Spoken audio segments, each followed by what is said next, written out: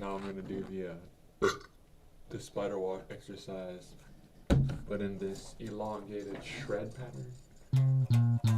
So like whole step, half step, whole step, on all on the same string, and I'm just gonna play that chromatically, because that shape's kind of difficult for my pinky. So I'm gonna practice that.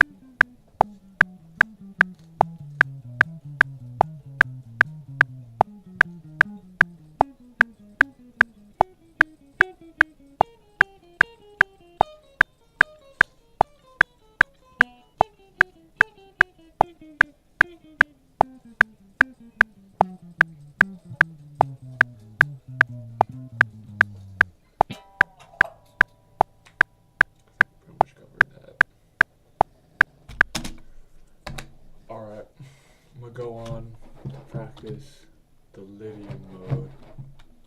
I do this thing when I'm like really, really high. When I tune it down to a D. That's not the high part. Tune it down to drop D. And then I do like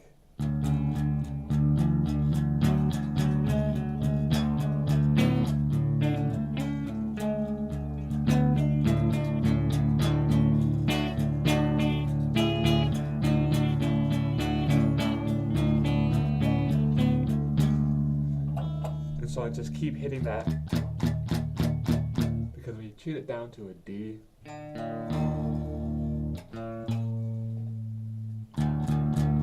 basically that turns the first three strings into a power chord. And then so I use that as like a rhythmic kind of like, I don't know what you would call it, like I just do everything off of that D power note, just keep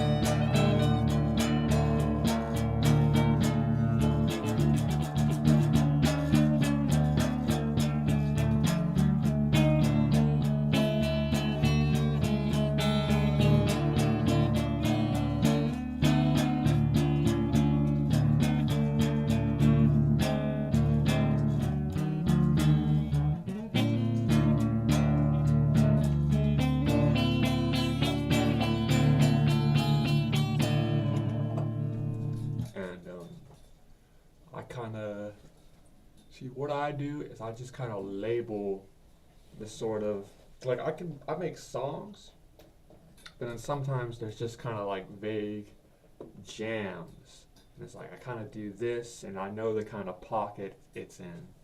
And then so I like label those jams. I call that jam life, the universe, and everything.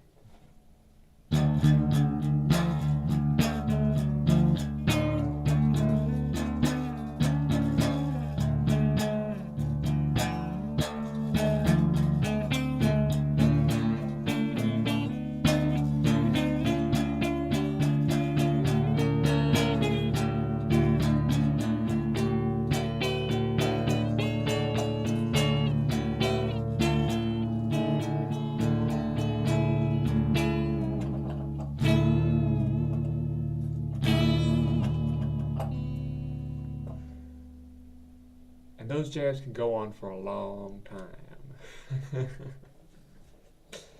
Well, I'm trying to work on some particular stuff, like 3-note per string shapes. So maybe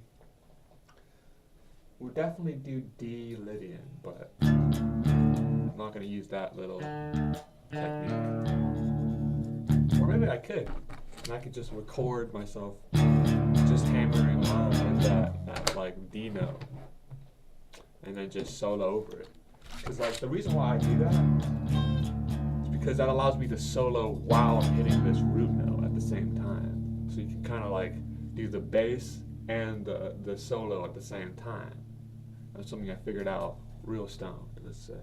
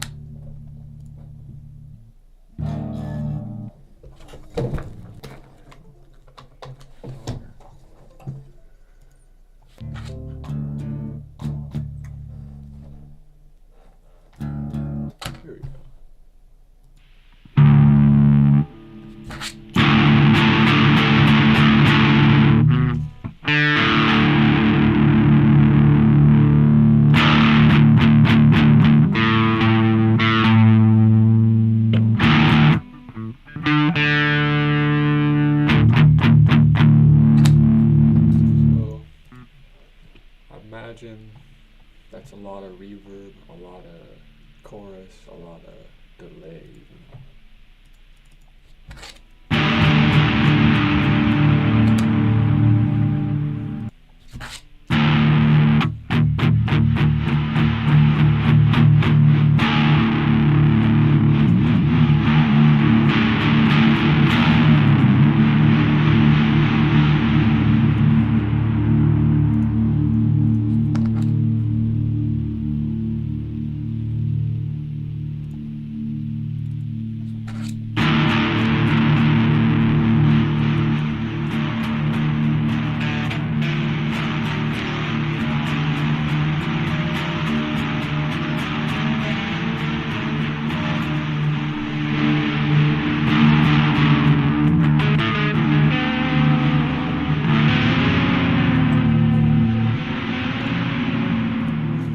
Pretty sure D Lydian is like my favorite scale, just because of that little trick there.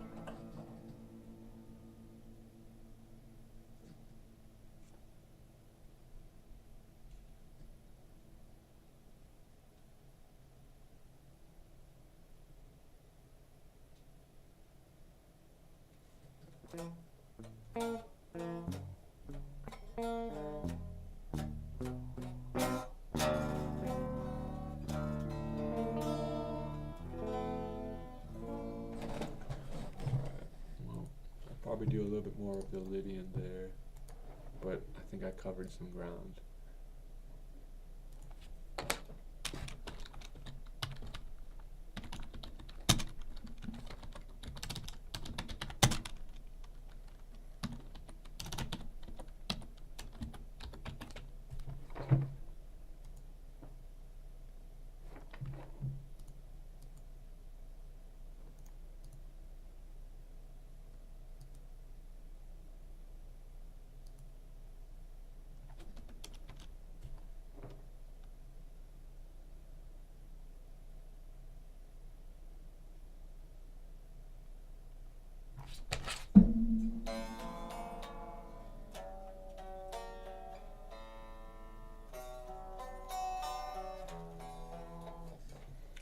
Alright, we're gonna do those chords now.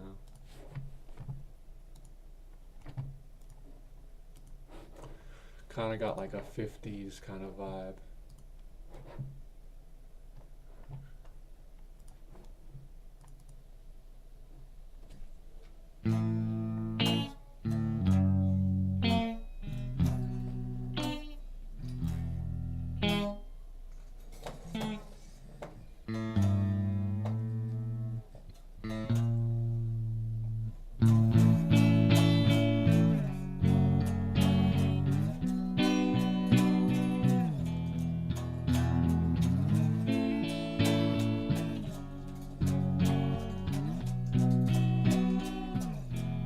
Susie, my dear.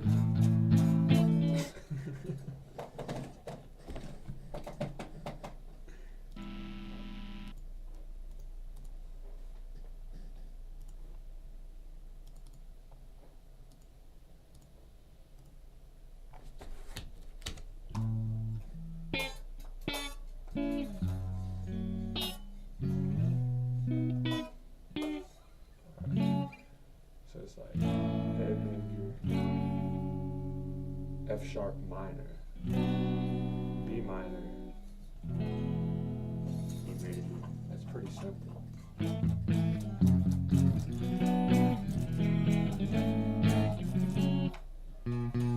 So this A string is gonna keep falling out of tune, I feel like, because it's like it's got this little lump here, but it's not tightening for some reason.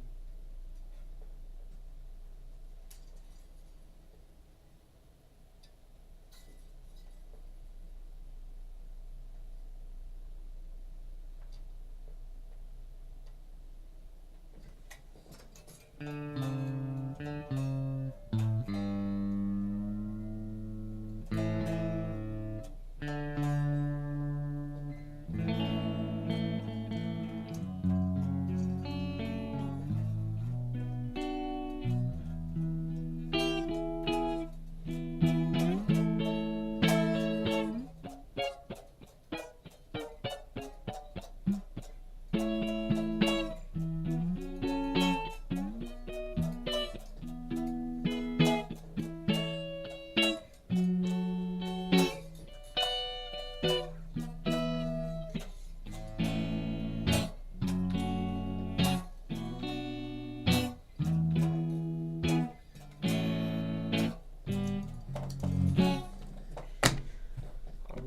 you'd get that sort of 50s tone, like y'all know the guy, the classic 50s thing, like Rumble. Bow, bow, bow. Bow, bow, bow, bow.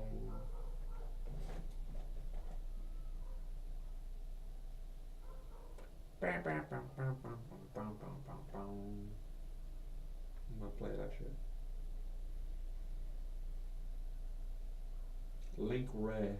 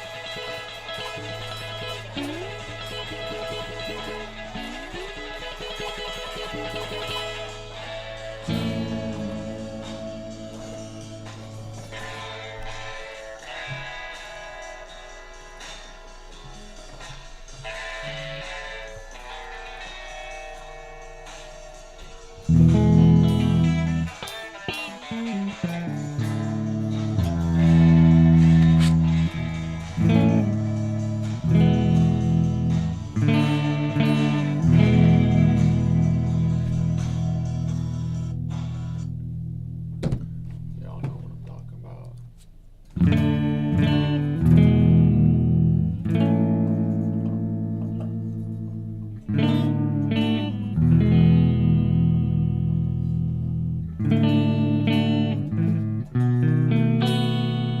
And I feel like in the 50s and the 60s, they used these seventh chords all the time. Right before they go into the big finish, you know what I mean?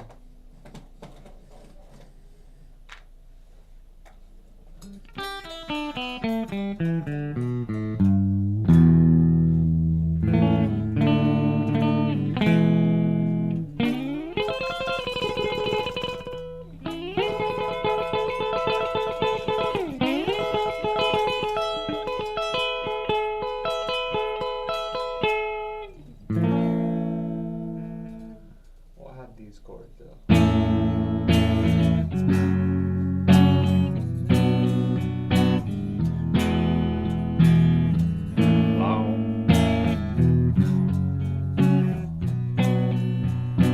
Ah, dear.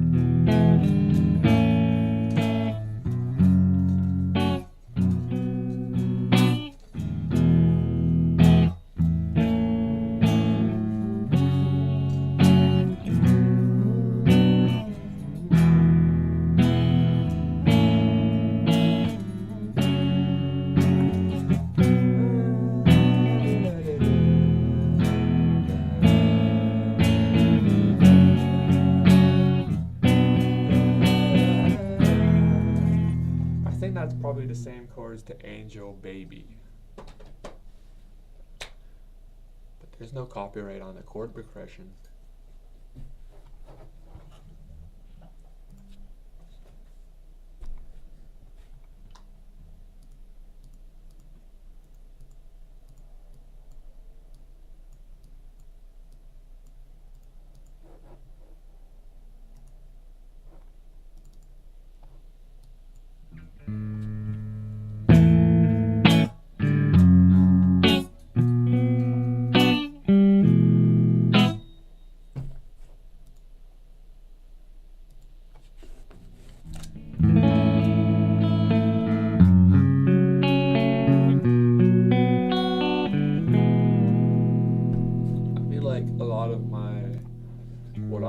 these VSTs I have are kind of more suited to a more like modern, like metal, honestly.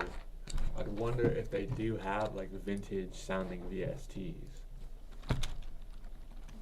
Actually, I do got one that's like it's like what is this? It's a tube saturator, vintage. So that's probably good for this.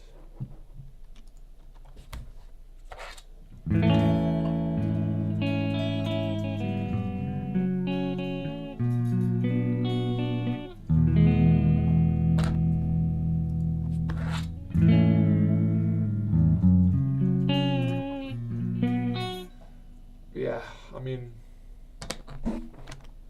personally, I think it's probably better to buy real equipment than a VST. I usually go for the free shit.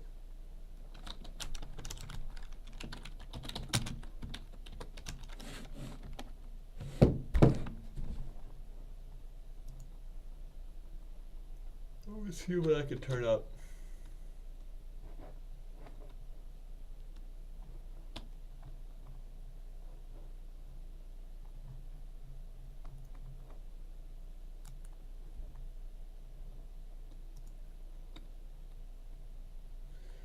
A lot of times when I look for VSTs, they give me like these the VST eyes, like the instrument things.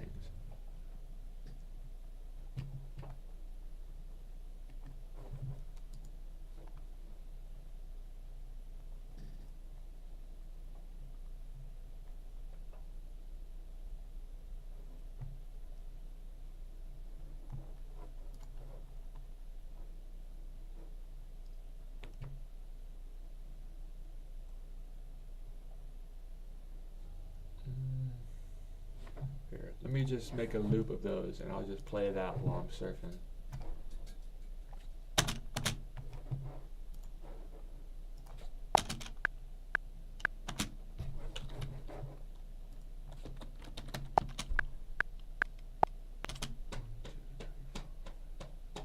I think it's in 6.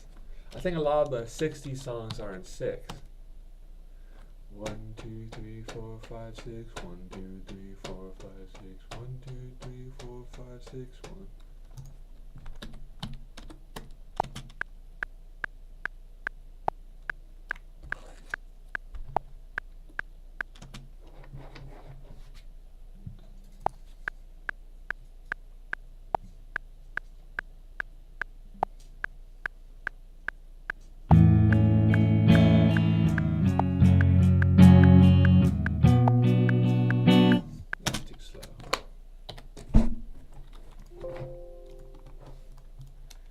A keeps falling out of tune, that's annoying.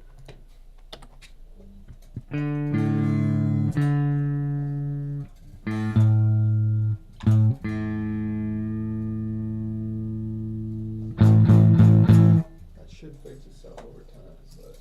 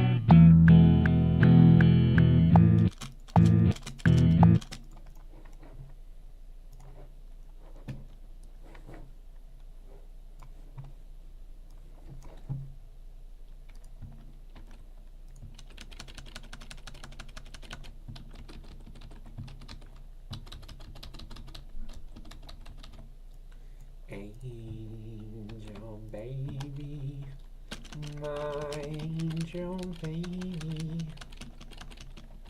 When I come near you, my heart skips a beat.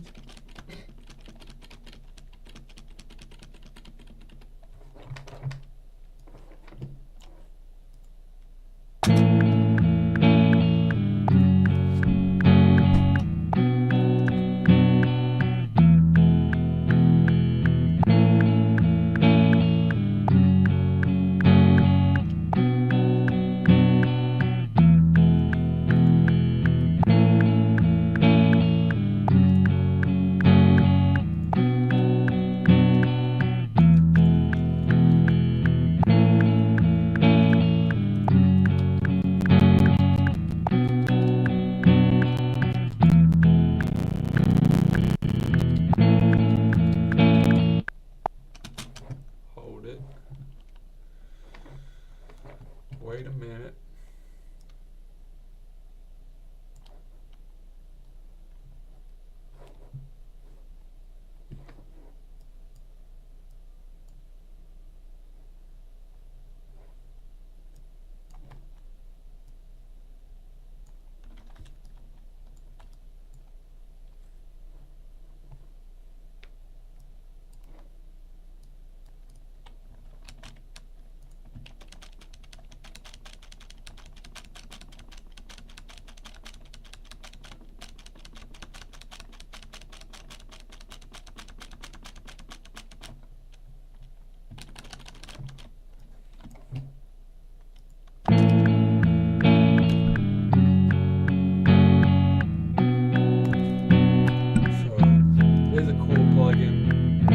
Audio impurities, and so basically it just creates like that sound as if you're playing it from a vinyl record artificially. That's interesting. I can't imagine using that a lot, but I'll download that.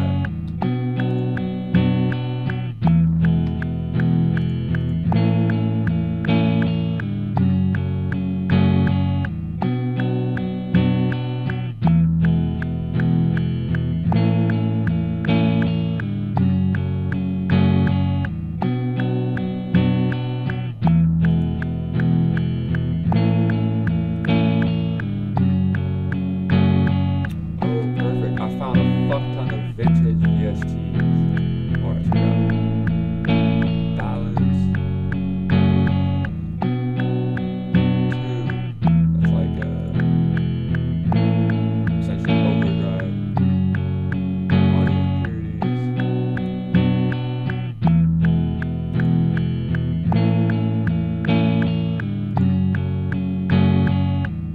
Vintage phaser. Perfect.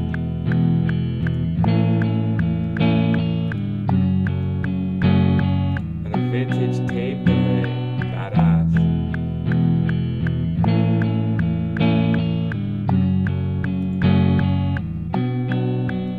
Aquamarine, I don't even know what that is.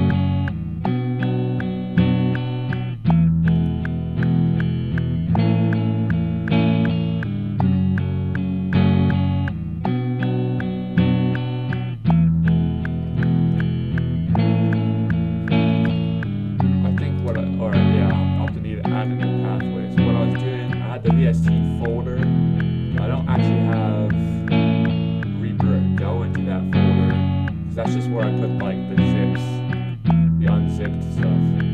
So it's organized. But yeah, alright, I can just add extra pathways. Probably doesn't really matter.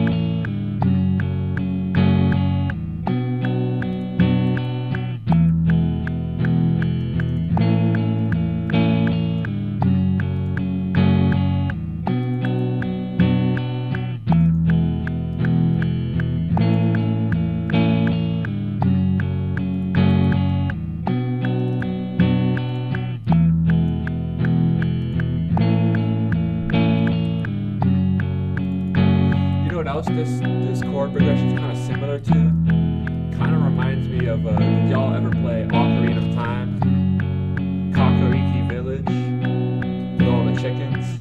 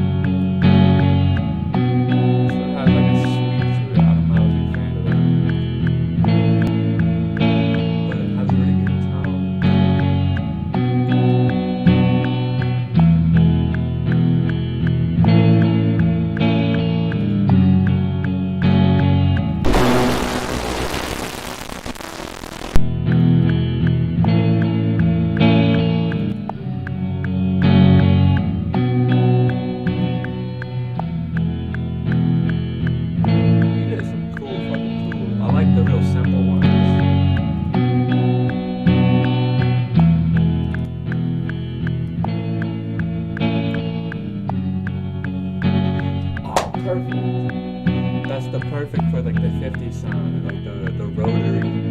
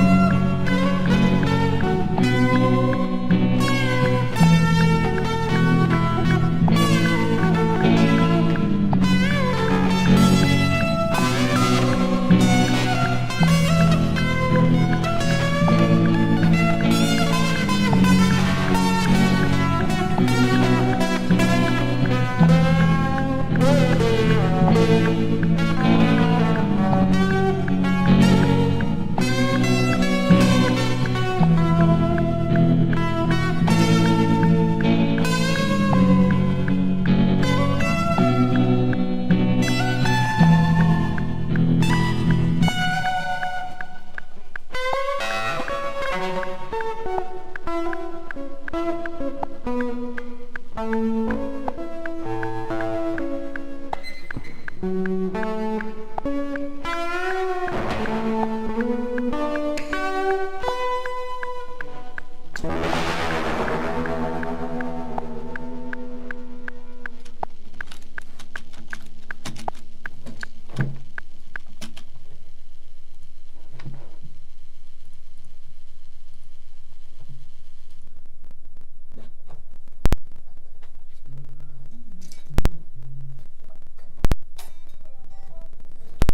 was gonna get into some arpeggio practice yesterday. I think that's probably a good idea.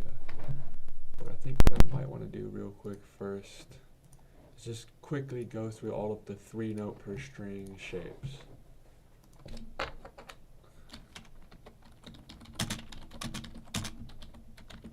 Keep them fresh in my head.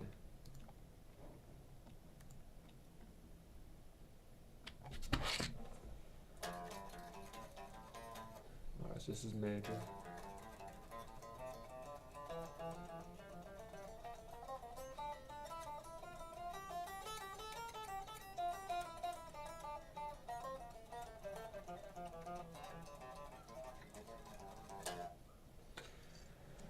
That one's pretty easy to remember. It's like, because for each 2 strings there's like a different shape that repeats. So it's like the first 2 strings, it's like these whole step shakes. 1, 2, 3, 1, 2, 3. And then it's this half step, whole step.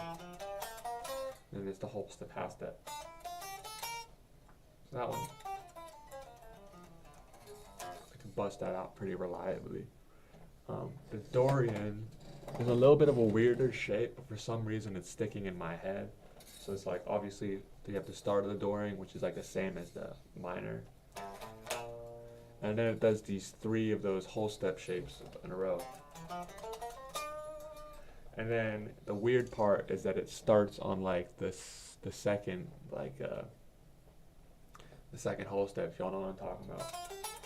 And does the half step, whole step shape.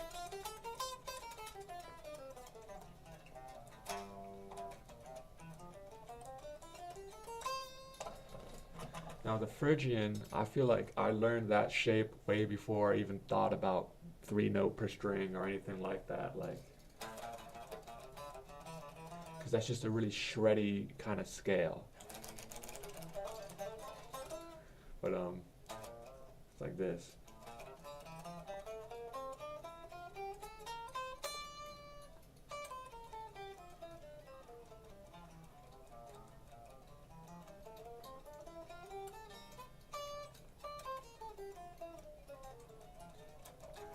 So obviously, the Phrygian's kind of easier because you only have to remember the second half, because the first half is exactly the same as the normal Phrygian, right?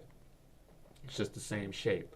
But then it does this thing where it's like, or you do the 3 thing, and then the weird part is that it has like these 2.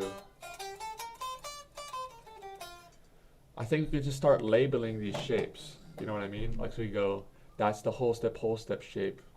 The whole step shape, it does that like 3 times in a row, but after the first time, you go up a half step. So it's like,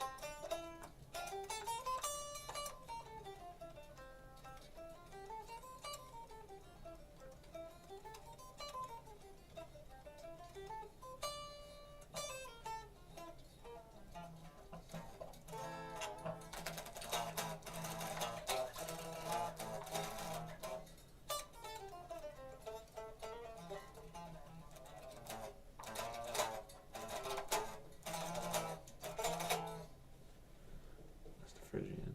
And then Lydian, that's what we're working on today. So that starts with the whole step shape. And then since it has these augmented fourths, or just that augmented fourth, then what happens is it's like that. It's basically the major scale with up a note at the fourth. It's a major scale with an augmented fourth, basically. So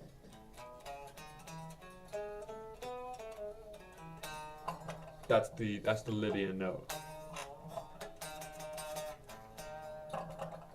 It has that kind of dreamy quality to it, like, whoa, where is this going?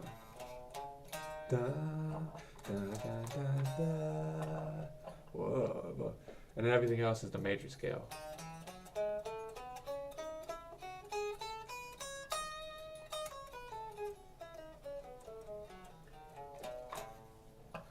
And then Mixolydian, that's how do you think of that? I guess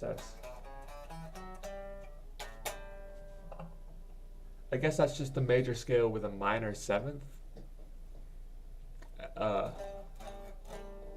I think about it visually, right? So I just kind of intuitively understand that the major scale has that sort of, like it does the,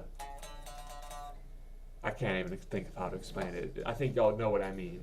Lydian is like the same as the major scale, but with the right notes on top of each other, and Mixolydian is the same as the major scale with the left two notes on top of each other. But that's a pretty stupid way of thinking about it, but I think we all know exactly what I'm talking about. And the Grateful Dead use Mixolydian a lot because it kind of like, it feels like it's ascending infinitely, right? You know what I mean?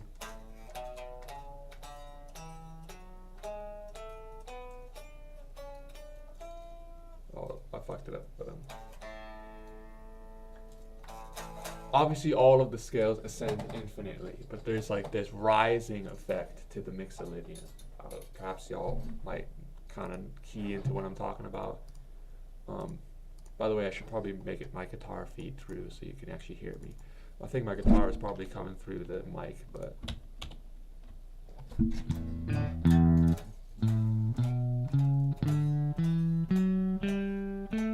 hold up. Need a 10.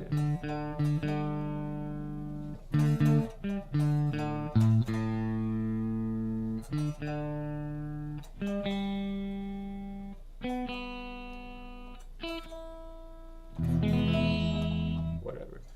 So, yeah, like there's this rising effect to it.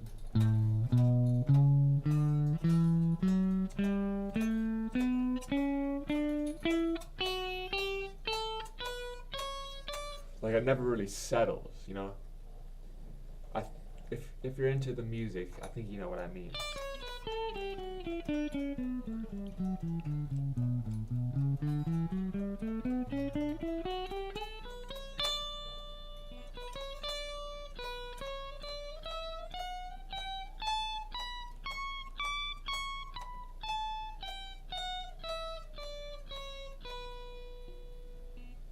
So, Mixolydian, it starts with like the 3 whole step shapes, right? So it's the whole step shape, and it does that 3 times, kind of like in the middle of the Dorian. And so what you start to realize as you fuck around with these modes is that these shapes repeat constantly throughout the other shapes, right?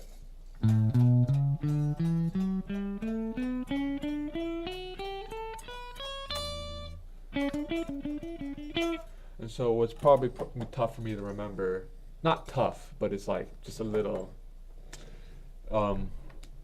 ignoring like the beginning part. The first 3 strings are easy to remember, but this last bit,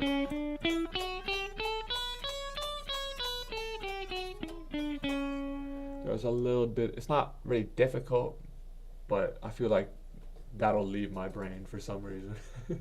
We're gonna work on Mixolydian tomorrow.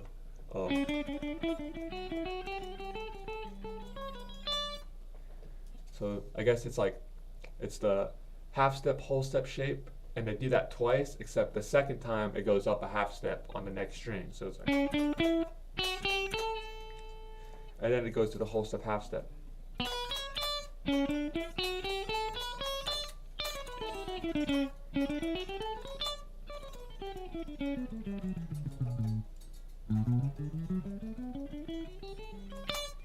But I think the Mixolydian has like a kind of like, so there's a cadence to it that I feel like it's hard to get lost sometimes. I feel like, I don't know if y'all feel the same way.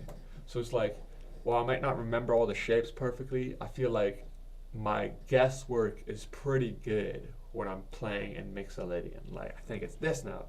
You know what I mean?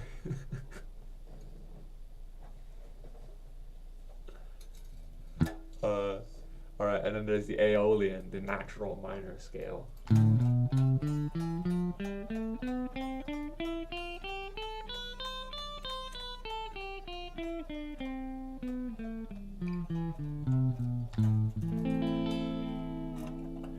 And so, Aeolian, that's one of the scales people mess around with a lot. They usually learn major and minor, and then they get the pentatonic, and then they're rocking. But I learned this trick long before I knew about like 3 note per string anything. Notice that it's like I'd learned the Aeolian like we went down like to here. You know what I'm talking about? But then at one point when I was like, what? 11, 12, who knows? I was like, hang on. But if I go up, then it's like the same note, and it's kind of easier to play, right?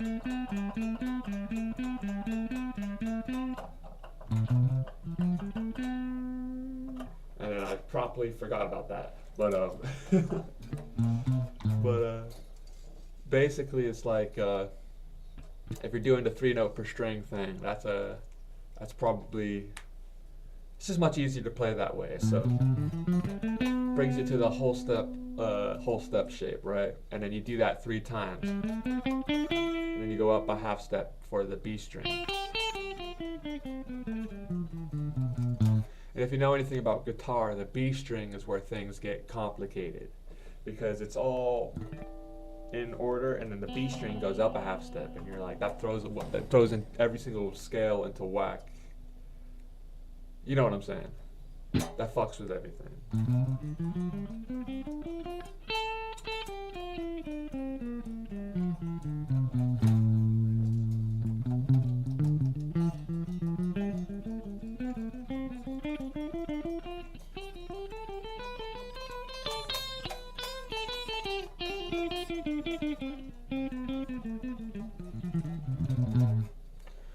And then we got the Locrian.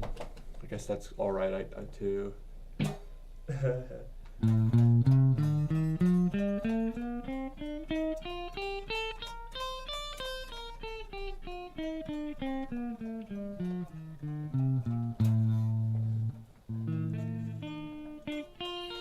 feel like it's a challenge to try to make something in Locrian.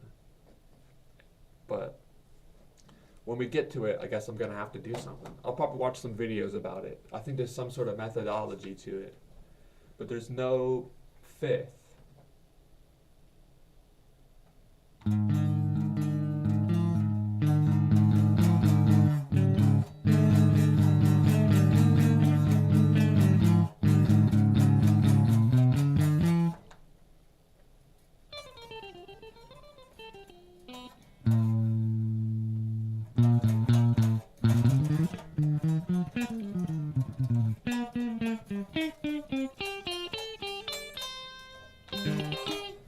So I think what we might do is, since the harmonic minor has its own set of modes, what we could do is we can switch off week to week the actual modes, and then you could do like the harmonic minor modes.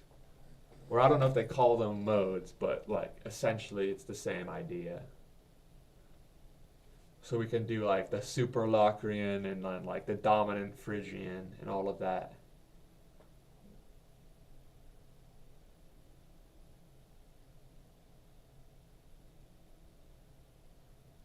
And if we were to get all those harmonic minor scales like really locked in, that would be pretty good. Because I could tap into it, but you know, it's like, obviously there's always room for improvement.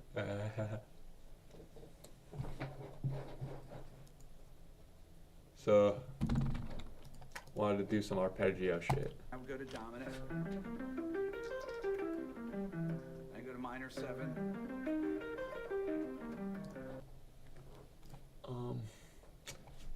See, there has to be a way to practice. There's like a 40-minute video about how to practice arpeggios. Minor 7 flat 5. I might just sit through it. But I'll sometimes go root to root. I feel like Rick Beato has like good information, but it's like the second he gets into like circle of fifths and all of that, and like the amount of sharps and the flats, and it's like, dude, I know there's easier ways to explain this. I just know there is. It's like Root, right?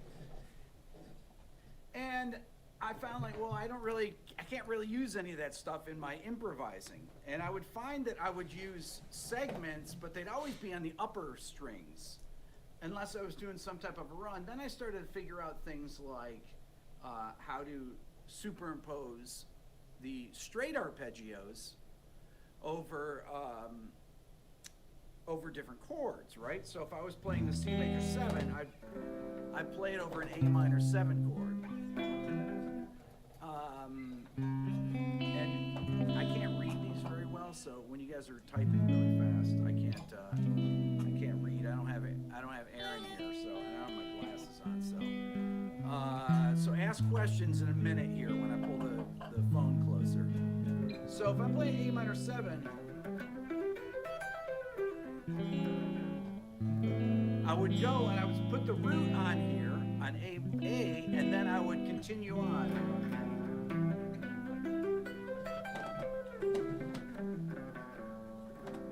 And then it would start to say, I can actually just add that C major 7th arpeggio right to the root of my A minor. All right, so this is Rick Beato's doing something interesting. Well, maybe it's only interesting because of my skill level, but he's playing these arpeggios, but he's not doing it in like the bland arpeggio shape. Like he's doing it like diagonally up the fretboard, kind of in a similar way if you think about it as with our 3-note and 4-note per string scales, right? It's a similar sort of idea. I think what he's probably doing is doing like 2 notes or like 1 note arpeggios all the way up the thing. And so if you like yeah, that's interesting. So I feel like Rick Beato can be very verbose, and have a hard time explaining it. But clearly he's onto some fucking shit. So maybe I'll try to find something along those lines from someone else. Like extended arpeggio. Like what would that be called?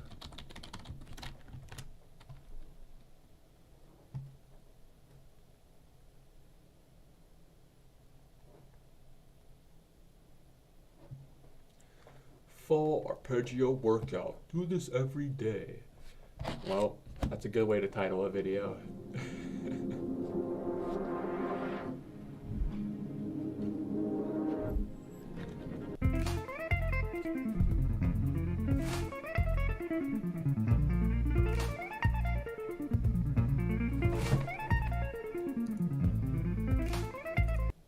Oh shit.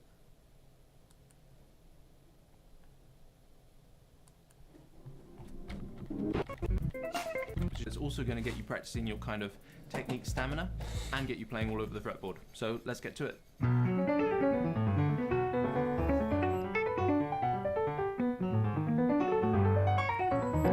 Okay, so I'm going to show you all the really essential chord qualities to apply to this because there's quite a few. However, let's first start with C major 7 while I show you what the exercise is. So it's basically a 3-octave arpeggio which ascends and descends. So slowly. I feel like I know this shit already, but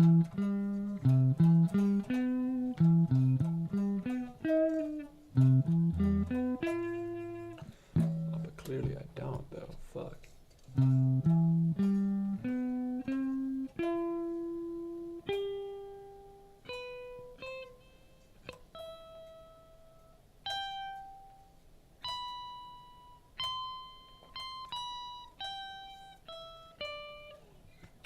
Because when I play arpeggios, it's like I'm basically just doing the basic chord shapes, but then extending them, right? You know what I mean? Like.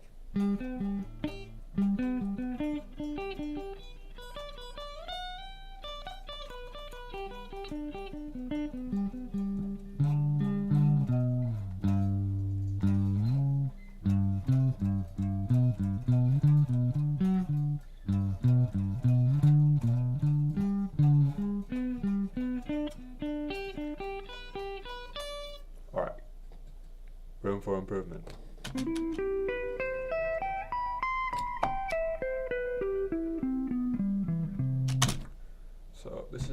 major 7 arpeggio, which I think it's probably important I learned that shit because I play the major 7th, which is a jazz chord, all the time, and the minor 7th. Those are pretty big in my arsenal.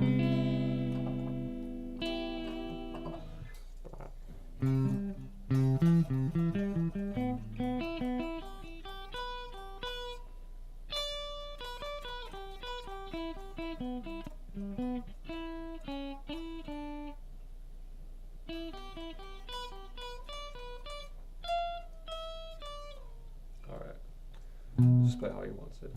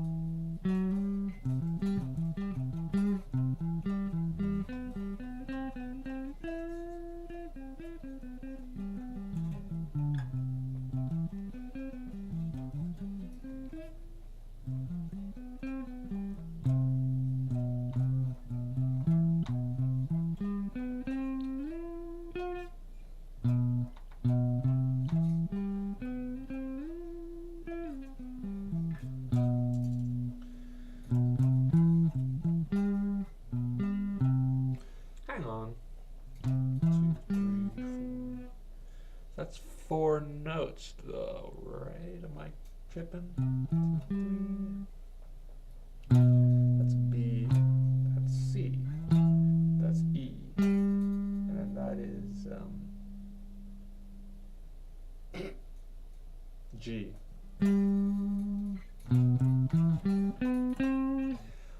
So can there be 4 note arpeggios? Was I that stupid this whole time? I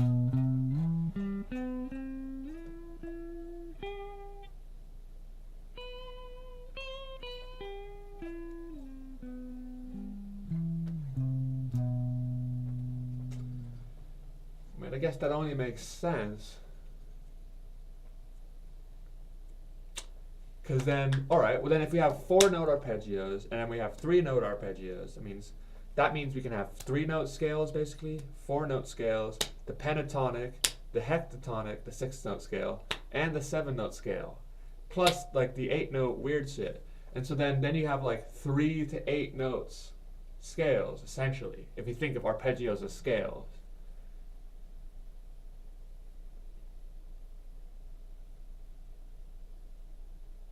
Alright. Seems like we're figuring this fucking thing out.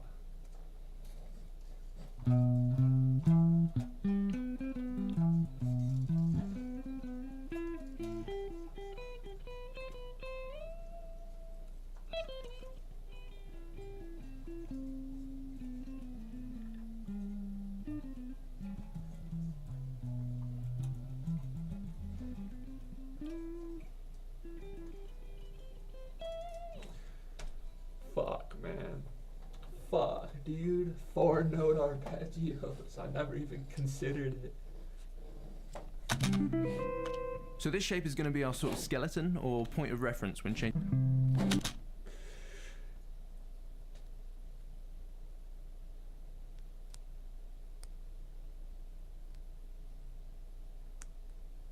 That's pretty revolutionary. That's gonna change some shit.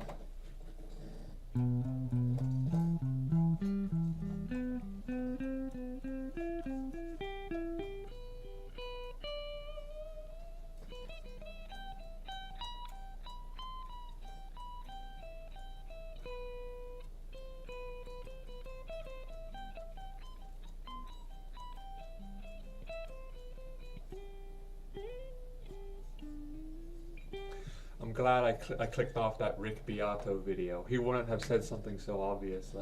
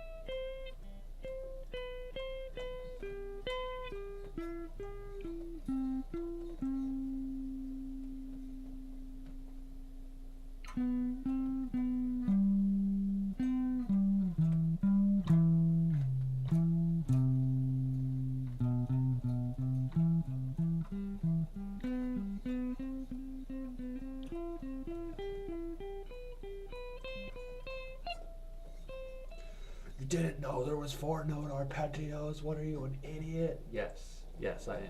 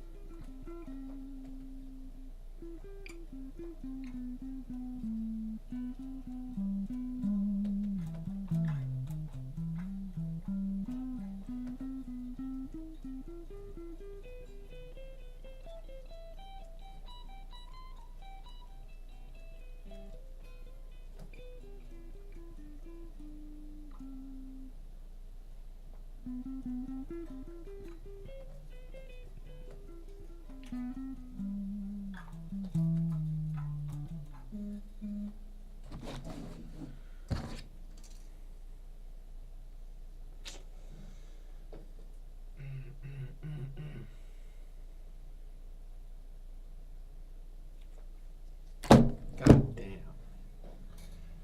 Fuck, dude. I'm gonna have to practice arpeggios a fuck ton now. But I think what we could just do is just throw arpeggio practice right at the start, right after the spider walk. So I can go spider walk, arpeggios, pentatonic into the modal shit.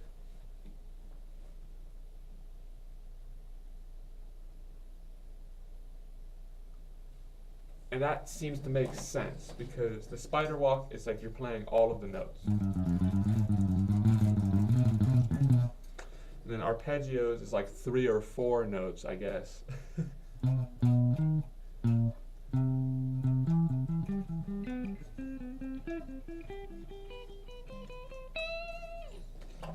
And then pentatonic is like 5 notes.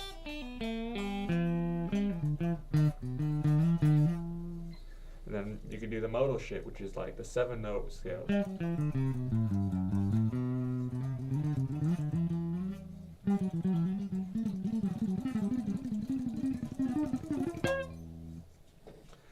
And then I think we could probably end the practices by trying to do some shredding shit. And so it slowly ramps up. We could either do shredding or we could do like educational stuff. Like I could watch a video about music theory and like review the basics. I find reviewing the basics pays dividends.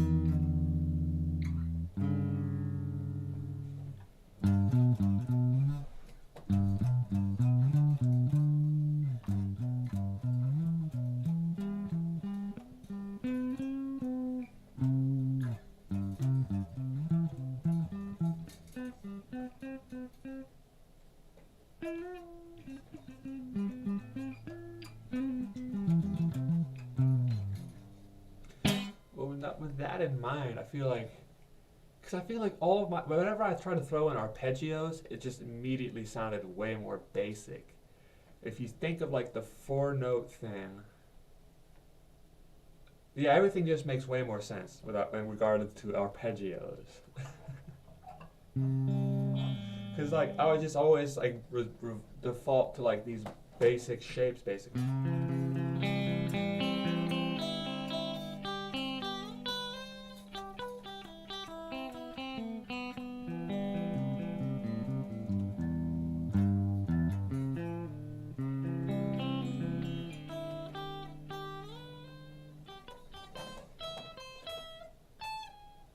Whatever.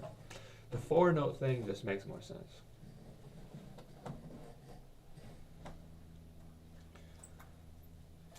Well, I'm gonna practice that. I want to practice that some more, but I hit the bathroom. See how long I've been going. Wait, plan.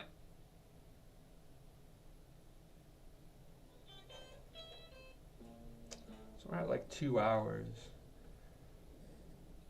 But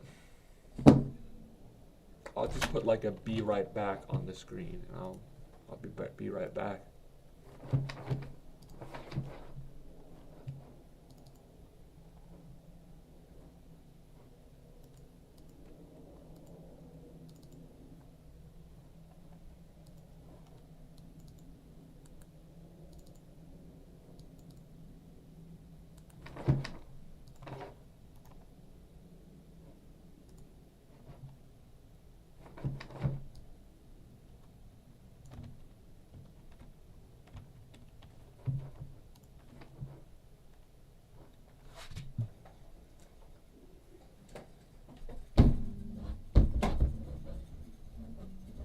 I'll make a quick loop for y'all.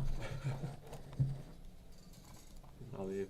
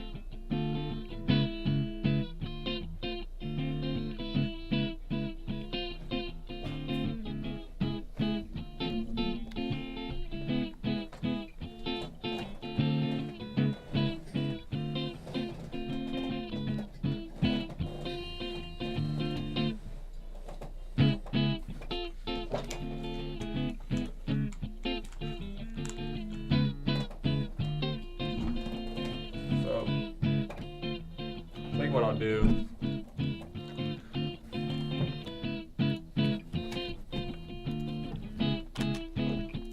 I'll fix this, I'll turn it into a more perfect loop, and then I'll just do arpeggio practice over that.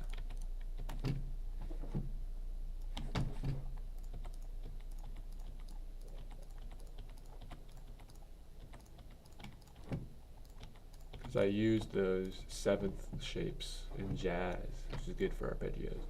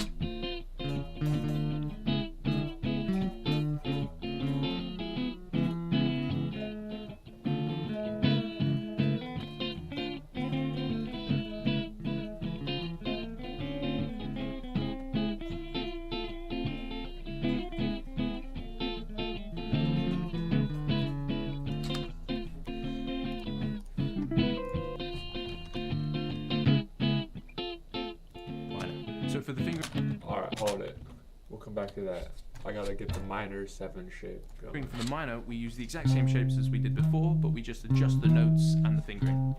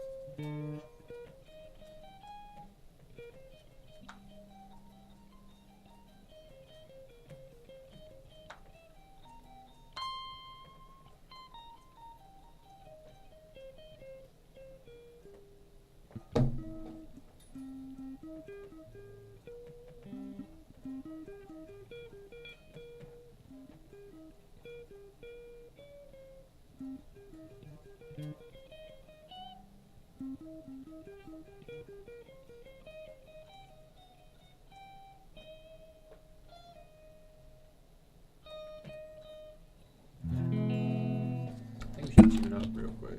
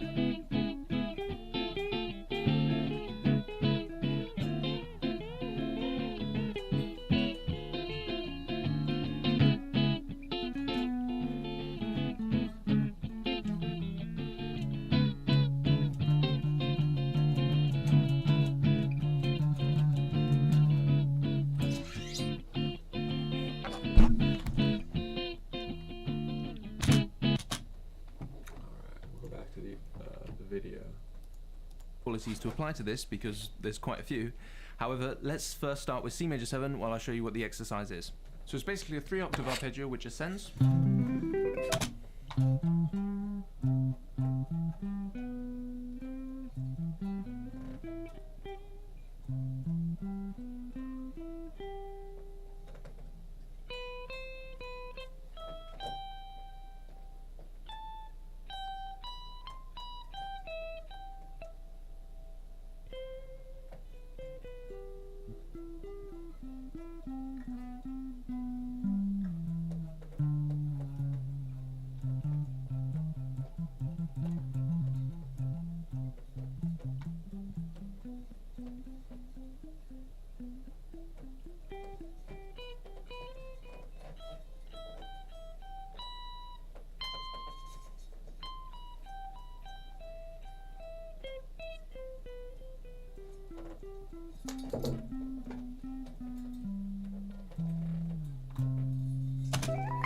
And descends.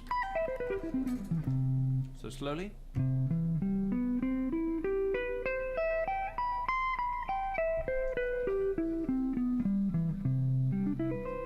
So this shape is going to be our sort of skeleton or point of reference when changing it to other chord qualities too. So what I want you to really think about is getting the right fingering. You want to focus on the points where we need to change position because we want to try and make that as comfortable and as fluid as possible. So you're going to want to do what's comfortable by using your index to set up the next position. And across all the different chord qualities, we're always going to have this jump to land on the 7th. And in this case, I'm using my ring finger to land on it. So index, jump, index. Okay, and then what we do with this is we take it through all 12 keys. So I like to go backwards around the cycle of fifths. So if we started on C, we then now move up a fourth and do the exact same thing in F. So that has the exact same fingering and same shapes and positions. So That's if we went good. through all the keys, we'd Yeah. get this.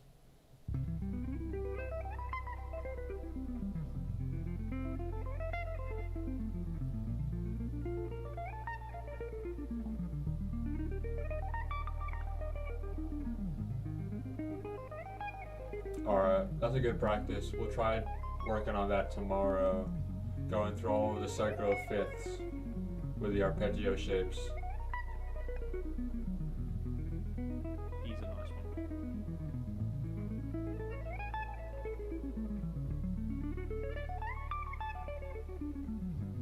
And when we get back to C, we change it to minor. So for the fingering for the minor, we use the exact same shapes as we did before, but we just adjust the notes and the fingering. So I'm still using my index finger to set up the next position. And we still have that big jump to the 7th. But this time I land on the 7th with my middle finger, because the middle finger and the root are now two frets apart. That jump probably looks quite hard at the moment, but with a bit of practice it will become really comfortable, and it will just be, you won't even question that that's the correct way to do it.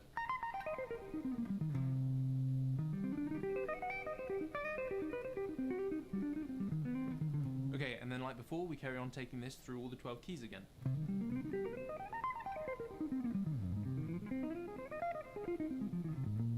Etc.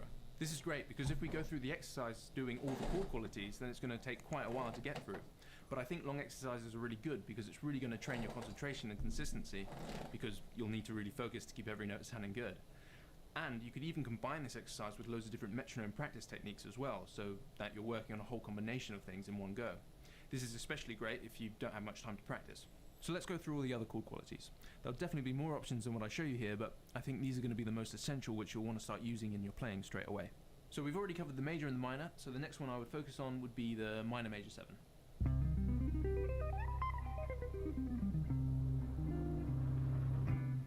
So for this one, I actually don't like using my pinky at the start of this, because this whole area can get quite cramped. So I don't actually use my pinky until landing on the 3rd octave. That's where I use it. We also want to include the major 7 sharp 5. Beautiful sound. So with this one, we now have a sharp 5, so the distance between the 3rd and the 5th is bigger. So that makes me want to play that sharp 5 with my pinky instead. But then that makes me want to jump up to the 7th with my middle finger instead of my ring finger. However, this is just my preference, and with all of these, you should try and work out what works best for you. We then definitely want to know the minor 7 flat 5.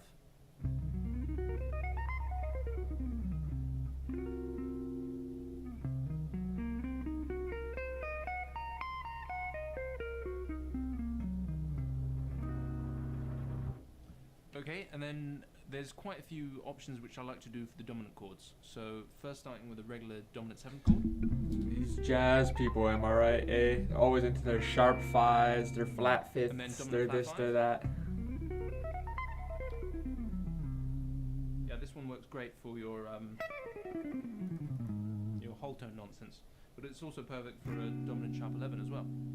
Also do dominant sharp 5.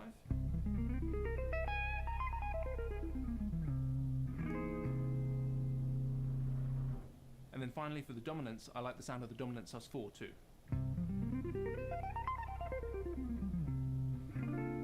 The sus It's got 4. that kind of pentatonic sound to it. That's pretty You can also sus. find more options by mixing some of them. For example, I think the sound of a dominant sus4 but with a flat 5 is really super cool. That's awesome. It's kind of like a sophisticated minor blues sound. And then the last two, which I do in this colossal exercise, is for the diminished. So one of my favorite modern S sounds to use is the diminished major 7, which sounds like this.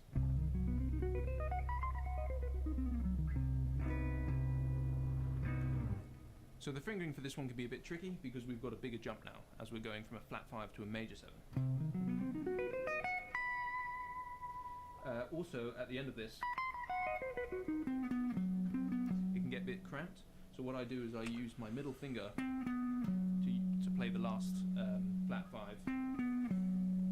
which allows my index time to move.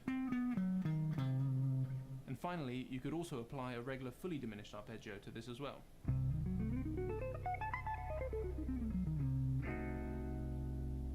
I also wanted to mention that it's good to remember we can use these arpeggio shapes to bring out other sounds too. For example, the C major 7 shape could also be used for an A minor 9 sound. C minor 7 could be an A flat major 9 sound, or also an E flat major 6. C major 7 sharp 5 could be used for an A minor major 9. And C minor 7 flat 5 could be used for an A flat 9. And also an E flat minor 6. Also, a really great sound is using the diminished major 7 for dominant chords. So C diminished major 7 could be used for a D13 flat 9 sound. It could also be used for the other dominant chords in that family, which are a minor third apart too, of course.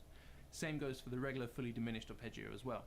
I also wanted to show another way I like to practice these arpeggio shapes.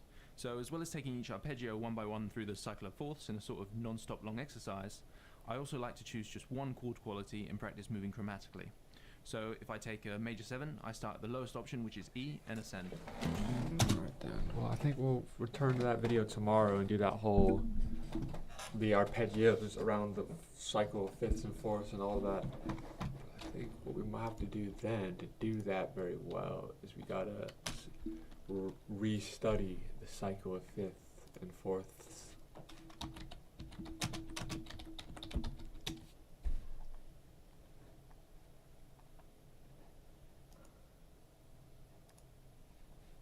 Hey everybody, I'm Rick Beato. Today's Everything Music. We're going to talk about the circle of fifths, the circle of fourths, and why they're both important to know. Now, anyone that's watched this channel for any length of time has probably seen one of my the whiteboard lectures where I have my drawing of the circle of fifths on there, and I'm teaching you what key signatures are, right? Key of C has 0 sharps or flats, key of G has 1 sharp, key of F has 1 flat, so on and so forth. We'll get to that. Really, the importance of these are how they are used to propel music. Before we go any further, let me clear something up. A perfect fifth descending is a perfect fourth ascending. G down to C is a perfect fifth descending. G up to C is a perfect fourth ascending.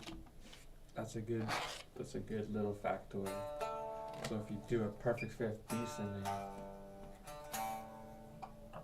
so a perfect fifth descending is a perfect fourth. And vice versa, right?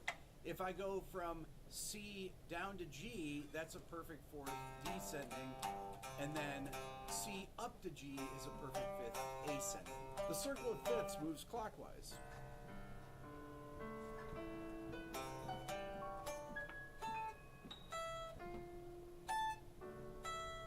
The circle of fourths moves counterclockwise.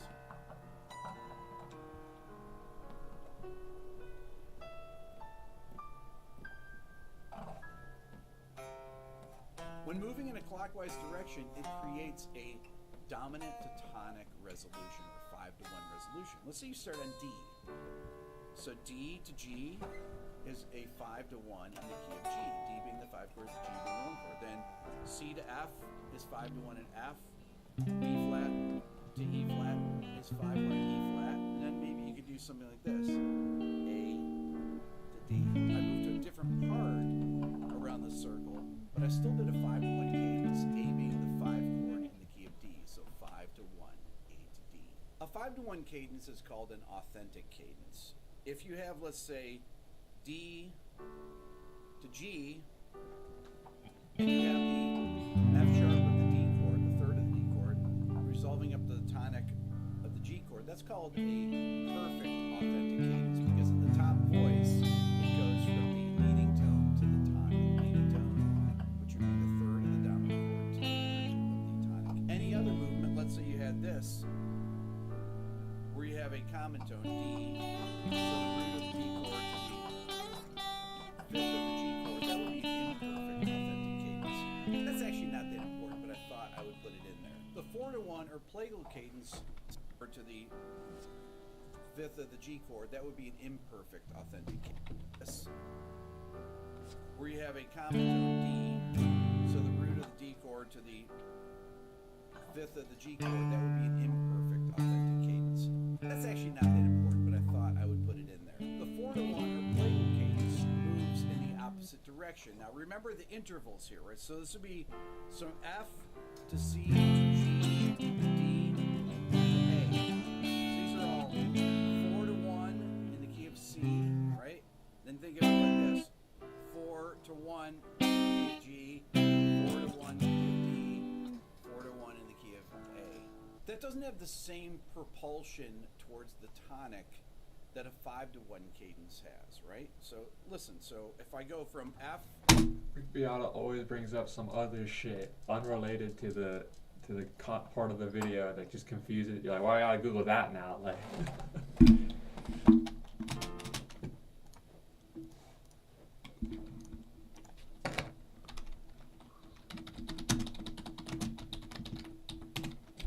let's just quickly review this idea.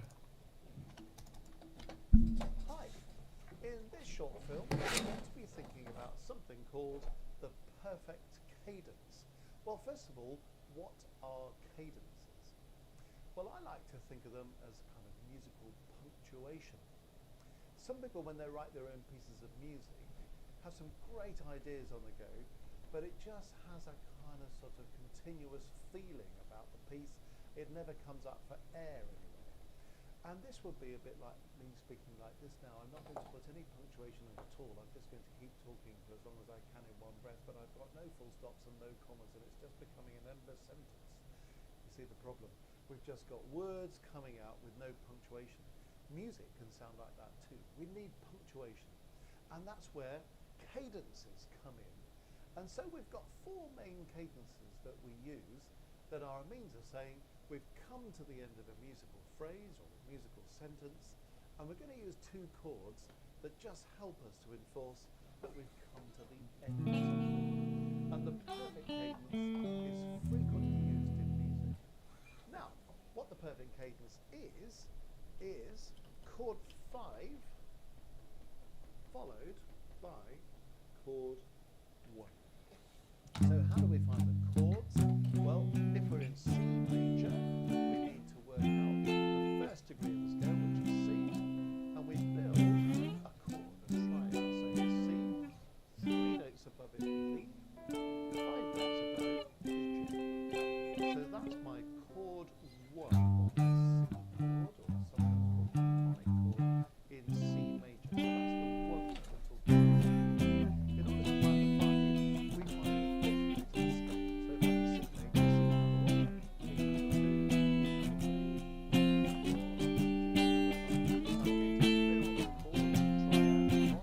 C major, So when I come to the end of the phrase, chord 5 followed by 1, Now, of course, I don't have to just use this form, just a triad followed by another triad. I can use the notes of chord 5 in any way I want to. So I might have G, B, D, or I might have a chord that's spread out like this, or like this, or like this, or like this. In other words, I can do anything I like as long as I'm using these notes, G, B, and D, that belong to chord 5, and I follow it with chord 1, and I can do anything I like with that as long as it belongs to these notes. So I could have 5-1 that goes like this. I think I could get have that 5-1 actually. goes like this. Cadence, interesting. I could have one that goes like this, 5-1. So I can change octaves, I can change the way that I distribute these notes. I can have it in 3 parts, I can have it in 4 parts, I can have it in 8 parts, whatever you want to do. But if you have the notes of chord 5 followed by the notes of chord Right. 1, you have a pattern. So, for example, I might have a melody that goes like this, and I'll put a perfect cadence on the end of it.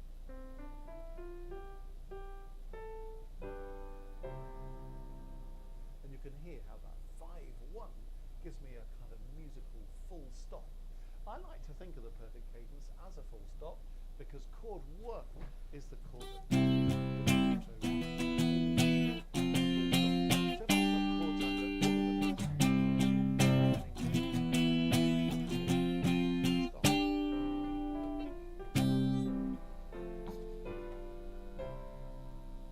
And you can hear that 5-1 at the end. Actually, what I did that time was I made the 5 into a 5-7. So if you wanted to do that, you could include a 7th at the top of it as well. It just makes the 5 chord even richer. So that's the recipe, if you like, for a perfect cadence. So if you are writing music, every time you come to the end of a phrase, a kind of musical statement, you might want to think about using something like a perfect cadence. And we'll be around in other films to explain the other cadences. So have fun. You can play them on the keyboard and experiment with them. You could use these notes to play on any other instrument. So if you say play the violin on the flute, you could say, well, here's the notes of chord 5, and here's the notes of chord 1. You may have a melody that uses 5. Alright then. Well, if you think about it like that then, so this is just about the perfect cadence, but apparently there's 4 main types of cadences. But it has to do with the resolve of the chord progression. So if you start with something really simple like C major,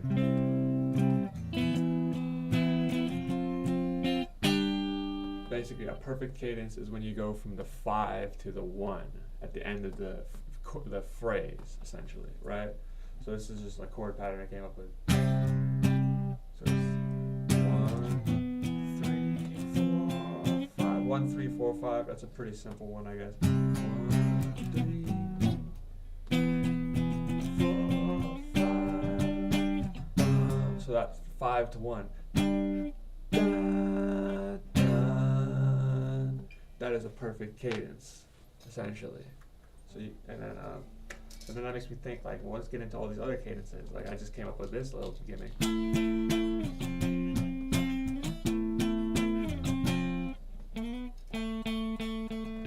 And so then that would be 6. So that's like a 6 to 4 then.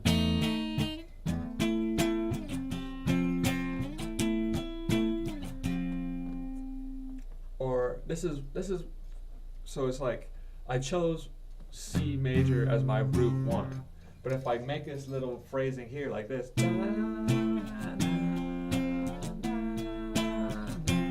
does that become like a new, like, is there a new 1? These are good questions to ask. I don't think so. I think you could think of that as like a 6/4.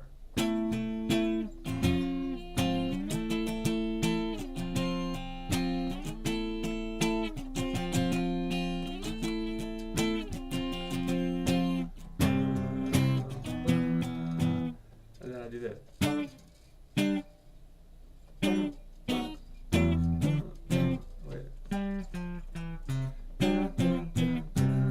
But then, see if I do that. That's a different cadence because we're ending on the 3. So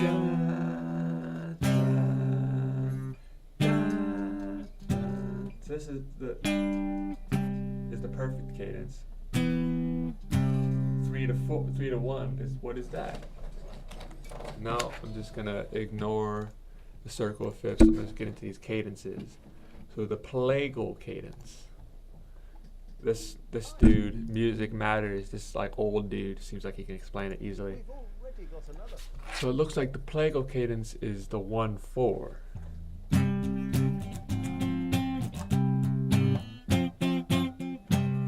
Film out on something called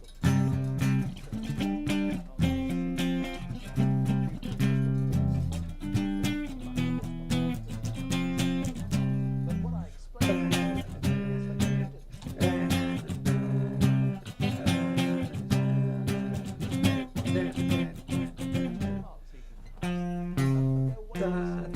I guess that's a plagal cadence. Dun, dun. Well, I guess for different scales other than the major scale, it could be different notes, but the fact that it's the 4th.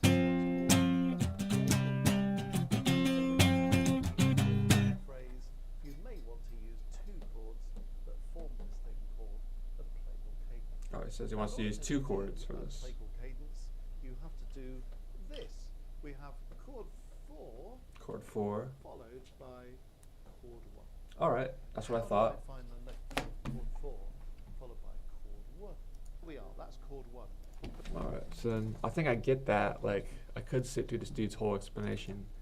But then imperfect cadence, that sounds interesting. Hopefully you might already have seen our earlier Quick Tips films in which we're talking about the perfect cadence and the plagal cadence, and explaining first of all what a cadence is. It's a kind of musical punctuation, full stops, commas, question marks, that kind of thing, that just help to break up the music, to punctuate it, to allow the music to breathe at the end of a phrase before it goes on to a new phrase.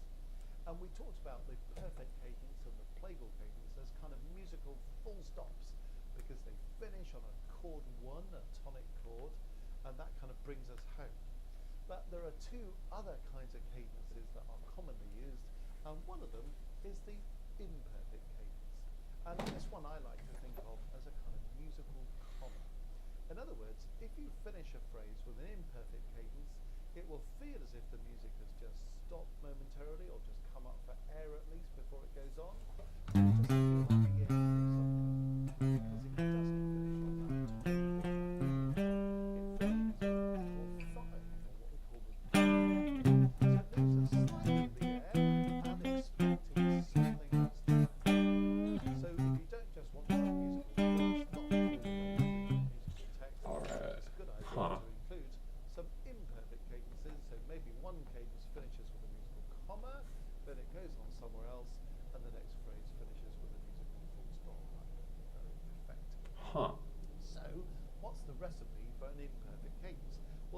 thing about an imperfect cadence is that you must finish on chord 5. So technically it could be anything to 5 really. In practice it tends to be one of these 3 options. In other words, we go chord 1 to chord 5, or we go chord 2 to chord 5, or we go chord 4 to chord 5. And just so you're happy about how to find these chords, if we're in the key of C major, what do I do if I want to find the chord 1 to chord 5? I put the first note of the scale, second note of the scale, fourth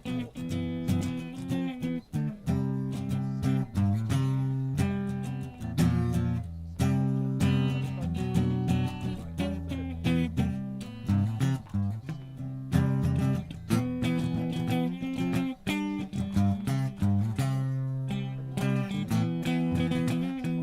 the that you either have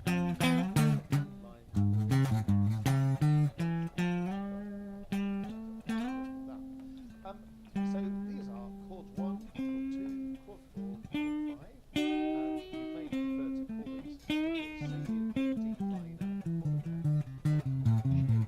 chord 5, and you may prefer to call these chord C, D minor, chord F, and chord G. So it means that I could have a perfect cadence that goes from 1 to 5, so 1 to 5. I could have a perfect cadence that goes 2 to 5, so 2 to 5. Or I could have one that goes from 4 to 5, so 4. So I think I kind of already did the imperfect cadence earlier when I had this thing. So I had dun, that's the perfect cadence. And then this is like an imperfect cadence.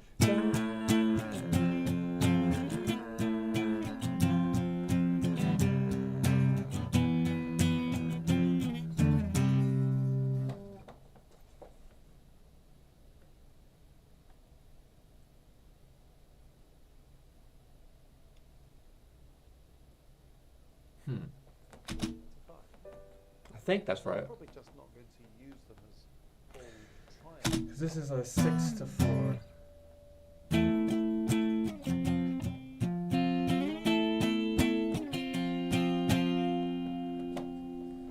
What does that mean? It says the imperfect cadence has got to end on a 5, so maybe I'm not right. But I did something that is not perfect cadence. Or, what was the other one called? Play goal cadence. So then 1 to 5.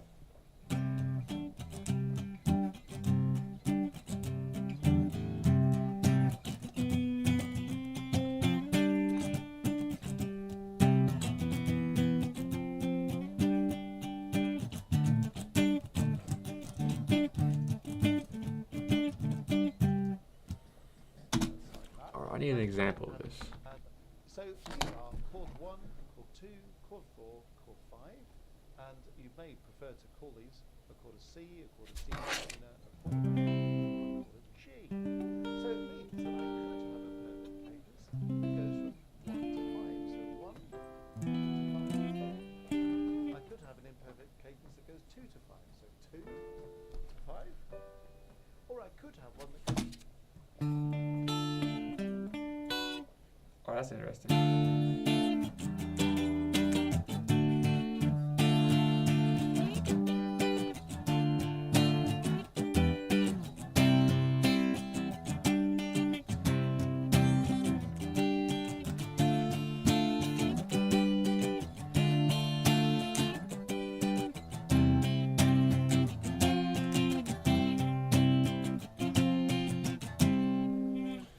I see. Goes from 4 to 5, so 4 to 5.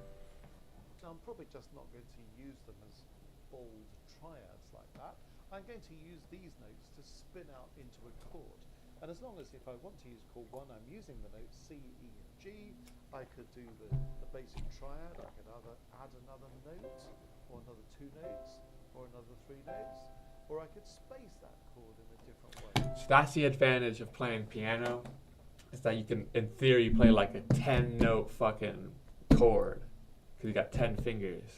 So I could do this with it, or that, or this. So anything that's using those notes, C, E, and G. Same for any of the other chords. So I could end up with an imperfect cadence that goes 1-5. Or it could be this. So I'm using the notes of chord 1 followed by the notes of chord 5, or the notes of C followed by G, just to get my cadence. I could go 2-5, that would sound with the imperfect cadence. And so if I just now improvise a little phrase that finishes on an imperfect cadence, hopefully you'll hear what I mean about it being a kind of musical comma. We've come to the end of a phrase, but we've not come to the end of the piece.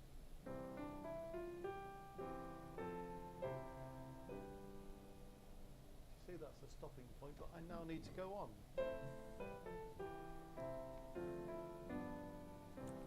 That's fascinating.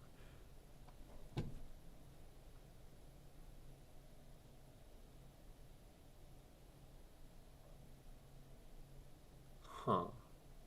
Musical comma and imperfect cadence. That's a weird way of thinking about it, but that makes total sense for my brain. A musical comma.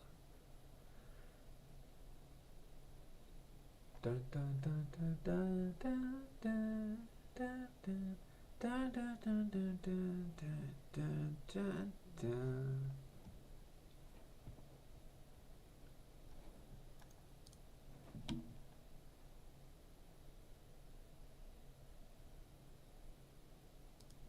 I'm gonna see what's up about these interrupted cadences. You may well have seen our earlier films on 3 other cadences, because we've already dealt with the perfect cadence, and then the plagal cadence, and then the imperfect cadence. And the 4th... Wait, actually, let me try this imperfect cadence one more time, because I don't know if I was doing it quite right, so.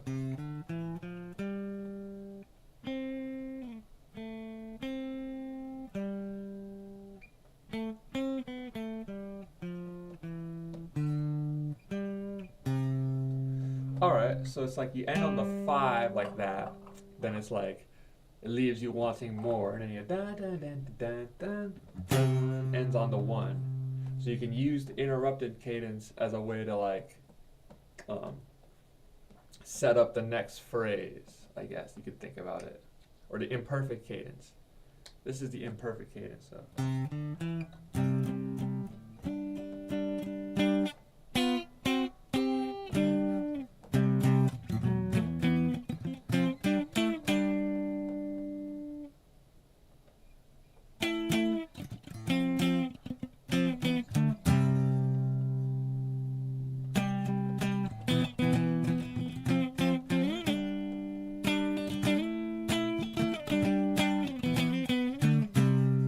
This is why you listen to weird old jazz people on the internet. 'Cause they tell you fucking shit that you don't learn when you're trying to shred. 4 most commonly used cadences is the one we're going to talk about in this film, the interrupted cadence. I spoke in earlier films about the perfect cadence and the plagal cadence being kind of musical full stops. They finish on a chord 1 on a tonic chord, and that takes you home to base. So you feel as if you've really come to the end of something. It's a musical full stop. It's quite emphatic. We talked about the imperfect cadence as a musical comma. It kind of leaves you slightly in the air because it finishes on chord 5, so it doesn't go back to that chord 1. But it's kind of leaving you with a sense of the music coming out for air, but wanting to move on to another phrase that maybe in the next phrase takes you back home again. Now this one, the interrupted cadence, is what I like to call a musical question mark. It kind of brings you up for air at the end of the phrase, but sometimes also just slightly takes you by surprise, has the impact that a question mark would have on a sentence. So, this is what we're talking about. Chord 5, followed by chord 6. Chord If 5, we're in the chord key 6. of C major, well, we're going to build chords 5 and 6 like this. So, what's the 5th note of the scale of C major? Well, C, D, E, F, G. So there's G. What's the 6th note? A. And what we do is we build a triangle. So I take the G, and I say, what's the 3rd note above it? What's the 5th note above it? I get G, D. Here's the A. What's the 3rd note above it? What's the 5th note above it? So that's chord 5, that's chord 6. You make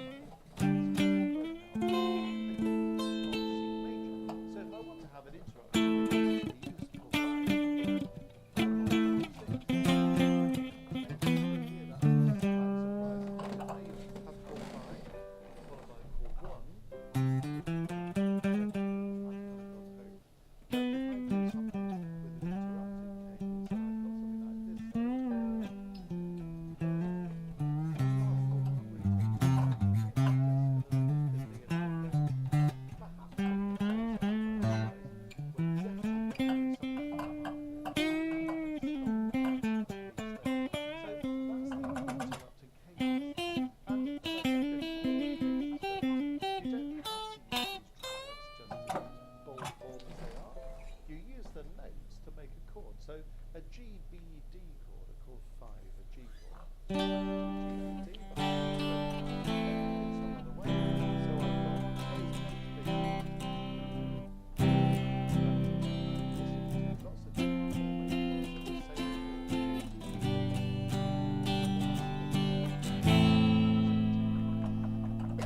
the art is to find a way that we're six. There's the basic triad, but I can have it like this,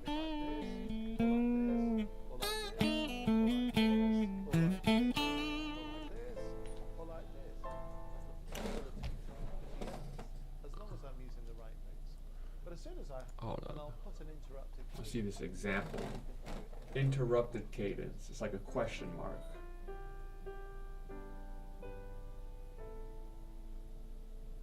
So you can see I couldn't really stop there, could I? I'd need to go on and have another phrase. So I might need then to go.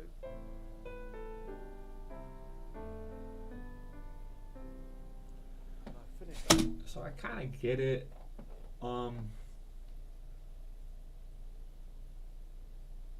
I think I get it, but it'd be tough to think about that when you're like composing a song. I feel like that'd be something I'd be like analyze something later and it'd be like, oh, I used an interrupted cadence, like.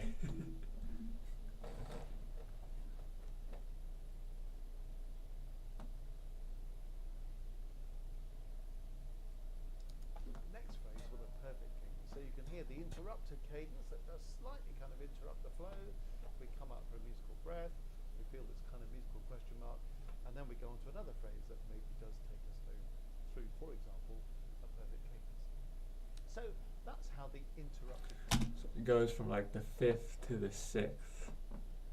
So you end a phrase from the 5 to the 6, and then you have to like resolve it next time. So it's like, I don't know, like I feel like the major scale is not as good for like I'll try this in like C minor.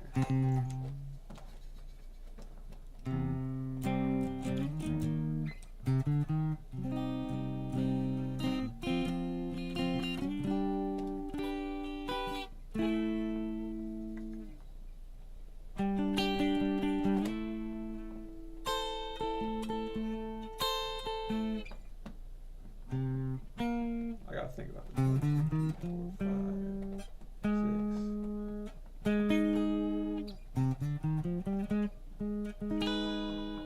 5, 6. Alright.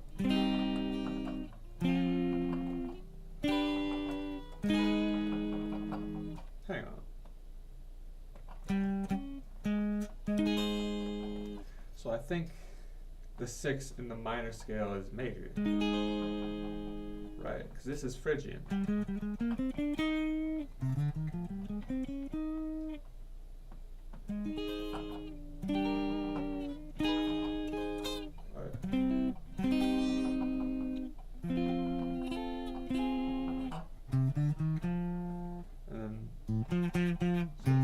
Alright, so minor, major, minor, minor.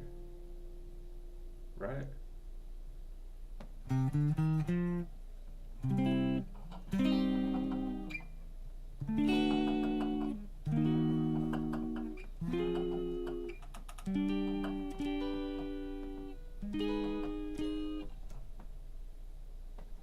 Hang on, let's think about this. Those minor, diminished.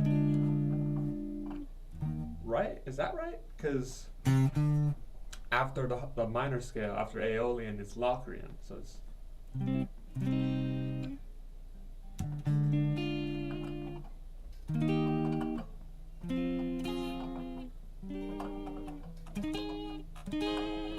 I think so. Alright, so then that means this is Phrygian. And that's major. That would be the Lydian. Or yeah, so this is Phrygian, that's Lydian. So then if we were to try to do this in the minor scale. Hang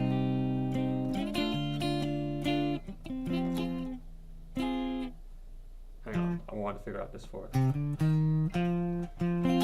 The fourth is Dorian, so that's minor.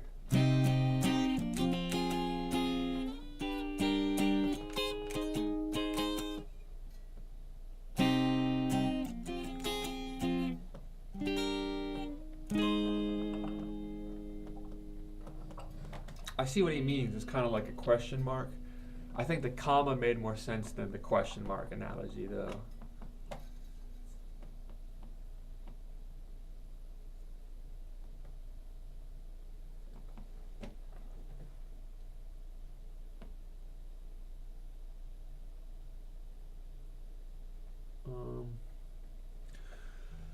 But he said that there was 4 main cadences. So is that really all it is?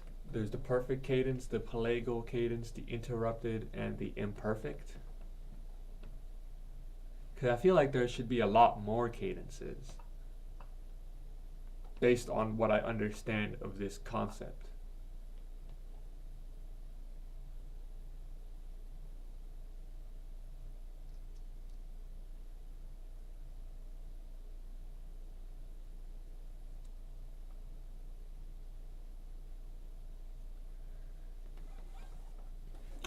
I imagine that there's like a fuck ton of advanced cadences. Similar to how they go, yeah, all you need is the pentatonic and the major scale, and then it turns out there's like a billion fucking scales, like.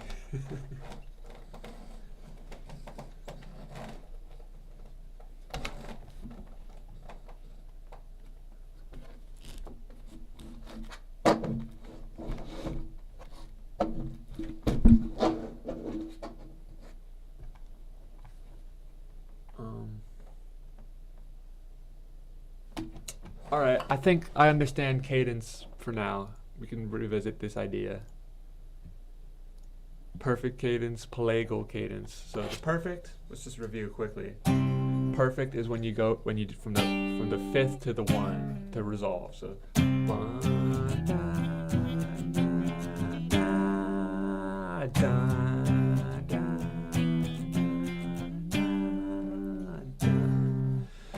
And then the pelagal is when you go from the 4th to the 1.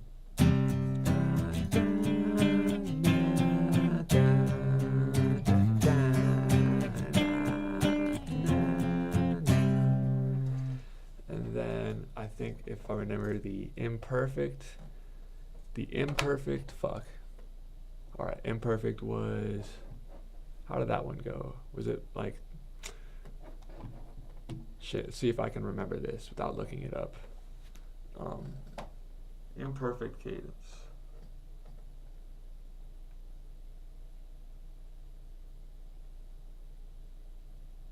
I got nothing. Oh yeah, so it's like when you end on the 5th, so it's like the musical comma. That's right. That's right. So you can end a phrasing and then like resolve it with, right? So.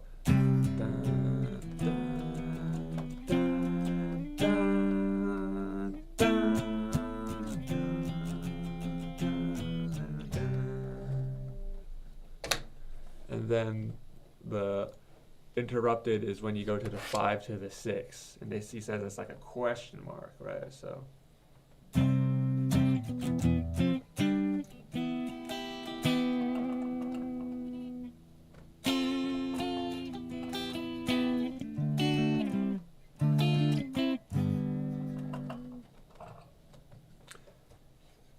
It's a good way of thinking about it. I see what he means. Like it leaves you like, what's gonna happen next?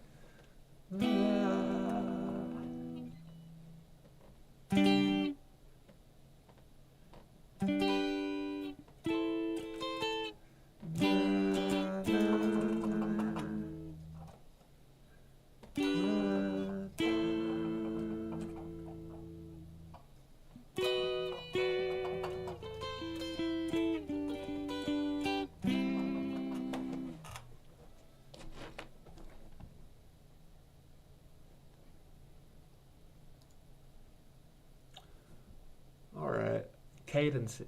We'll revisit that. But now I'll go back to this circle of fifths video because he brought up cadences and he lost me.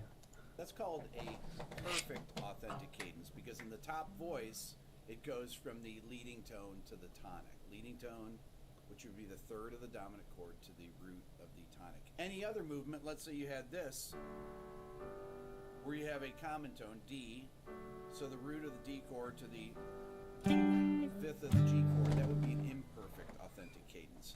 All right, And then so then now he's bringing up the more advanced cadences I figured would exist. So he's talking about imperfect, authentic cadence. So there you go. I mean, I don't understand exactly what he's talking about, but I kind of have a frame of reference now. That's actually not that important, but I thought I would put it in there. The 4/1 or plagal cadence moves in the opposite direction. Now remember the intervals here, right? So this would be from F to C to G to D to A. So these are all 4/1 in the key of C. So the main thing why I've avoided the circle of fifths, though every once in a while I'll watch a video on it.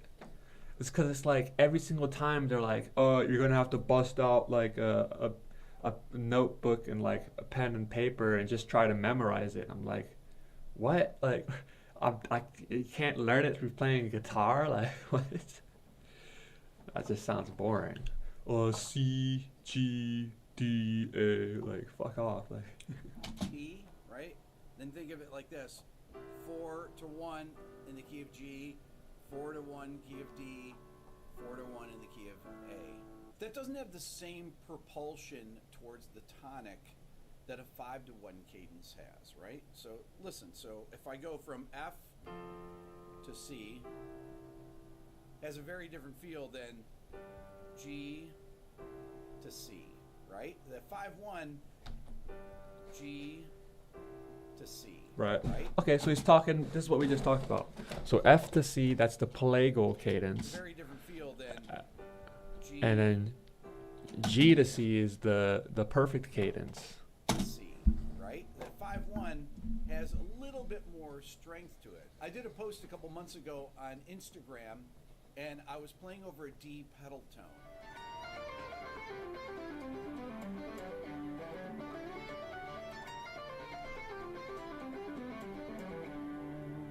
I refer to that as a series of plagal cadences because I start on D major, but then the plagal cadences go around the Right. circle. And then so that's the next level. You'll be soloing over these cadences, not just these simple chord progressions. So that makes perfect sense. And that's where the arpeggios come in. Or fourths: B flat, F, C, G, and then D. To me, that has a beautiful cascading effect. You can also have what we call a minor plagal cadence or a minor 4/1. Okay, this is very common in pop music, actually. So let's say that we're in the key of C. That would be F minor to C major, a minor 4/1. Typically, the way it's used is from the 4 major to the 4 minor. You guys all heard this. To 1.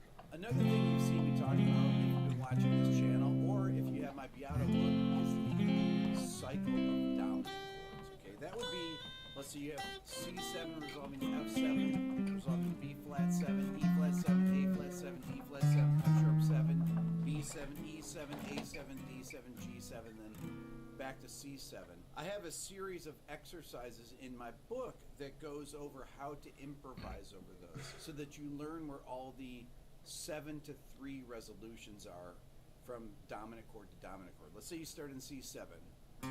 Root, 3rd, 5th, flat 7 to the 3rd of the next chord. So that's C7 to F7.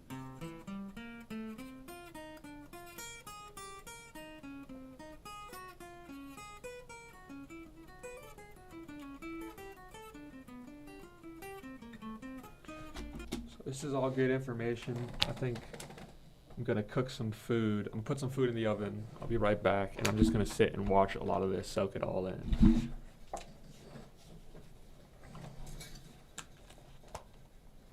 Be right back, y'all.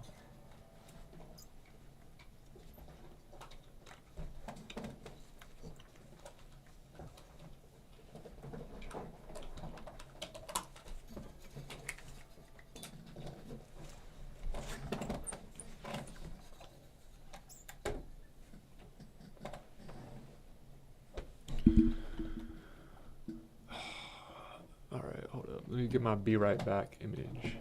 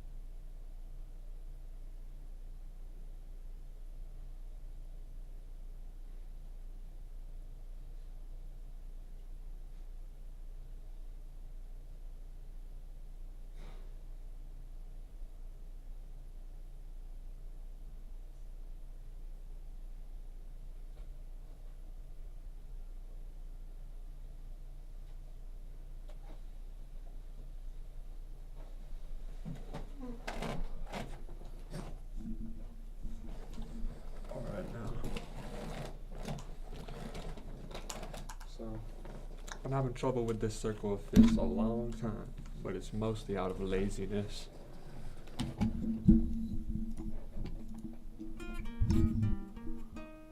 So what I'm doing there is I'm going 5, 1, 5, 1, or really I'm going 5 to 5 to 5 to 5 to 5, right? So I'm thinking of where all the resolutions are for each note. I can just hear them. I can talk and just hear them.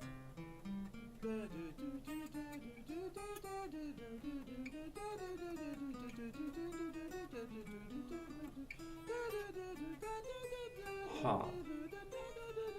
That's interesting.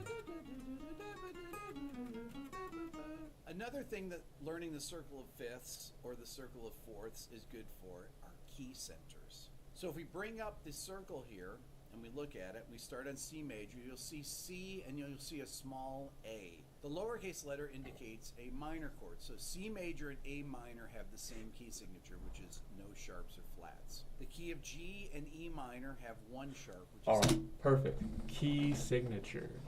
So this is something I feel like is pretty fucking important. And if you're trying to like vocalize certain aspects of the scale. So whenever you hear these jazz people talk about, oh, there's a flat fifth, there's like a sharp 9 or whatever the fuck, I always ignored all that because I could just be like, you know what, I don't need to know if they have a sharp or flat in it. I can play the shape, so it doesn't fucking matter. But I think there actually is a lot of benefits to that, especially once you're trying to get into like communicating cadences and all of that. And so essentially I understood that C major and A minor had 0 sharps or flats. But as you progress across the wheel of the circle of fifths, there's progressively more sharps, and then once you get to the bottom, it turns into flats. And so that's interesting, and I can see why they have to be something that you like write out on like a notepad to like memorize, right? Now the question is, how do you tell? Because it's like I can like play through it and be like, okay, let me do G major, da da da da. All right, so that's the flat right there. It's F sharp or whatever the fuck it is, right? But I would wonder what the methodology towards figuring out, like, using the circle of fifths to figure out where the sharps and flats are. Maybe I'll get into it. F sharp. The key of D or B minor have 2 sharps, which is F sharp and C sharp. Sharps have a particular order. We call it the order of sharps. The order F of sharps. D sharp, G sharp, D sharp, A sharp, E sharp. Hold up. Order of sharps. Fuck, man. Order of sharps. That's literally exactly what I was just trying to. So, F, C, G, D, A, E, B. One common mnemonic for the order of sharps is fast cars go dangerously around every bend. They have all this like gay fucking like mnemonics to like remember this shit. Or every good boy does fine, or whatever the fuck, like all that shit. I never bothered with any of that. Let's just keep going. E sharp. And flats have its own order. So in the key of F, you have 1 flat, which is B flat. The key of B flat has B flat and E flat. So the order of flats goes like this: B flat, E flat, A flat, D flat, G flat, C flat, F flat. Okay, here's one. Okay, so I don't think we're gonna cover all of this today, but I'm just gonna like power through a ton of these videos, and then we'll try. Maybe I'll try memorizing this between sessions. But the circle of fifths, the order of flats, and the order of sharps and order of flats. And then the circle of fifths also contains the circle of fourths, but you gotta, if you just go through the circle of fifths backwards, then it becomes circle of fourths. Because if you go down a fifth, that's a fourth. Perfect. One way to remember these: the order of flats. Bob Evans 8 donuts got crazy fat, right? Oh, he just says Bob Evans 8 donuts got crazy fast. BEADGCF. I'm not gonna remember any of this gay shit. BEADGCF. You can remember the order of sharps with fat cat go dead after eating. Fat cat go dead after eating burritos. Yeah, that'll totally help you remember it. Burritos. Okay, so these things need to be memorized. You should actually draw a circle, make it like a clock, put in the little slash marks on it, and then write it out. Practice it writing clockwise and then counterclockwise. Fill in the numbers of sharps and flats. Easy to do. Just need to memorize it, and then memorize that order of flats using these two devices, right? Just write them out and test yourself. Lastly, I want to talk about the terms tonic, predominant, and dominant chords. All right, tonic, predominant, and dominant. That sounds like new shit. The tonic chords are the 1 chord, the 3 chord, and the 6 chord. Okay, so the tonic is the 1, 3, and 5. Kind of like how that's like the major and like minor. Okay. Okay, so why are they tonic chords? Well, if you're in the key of C major, the 1 chord has the note C, E, G. The 3 chords has E, G, B, and the 6th chord has A, C, E. Each of those chords contains 2 of the tonic note chords. So the tonic is C, E, G in the key of C major. The 3 chord, E minor, has E and G, the 3rd and 5th of C major. And the 6th chord, A minor, has C and E, the root and 3rd. Huh. Those are why they're Okay. Tonic, I guess the root of that is tone.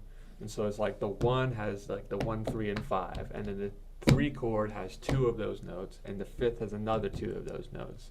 So that makes sense. Those are the tonic, tonic what? The tonic something. tonic chords. Tonic chords. Predominant chords are chords that contain the 4th of the scale. In the key of C, the 4th of the scale is the note F.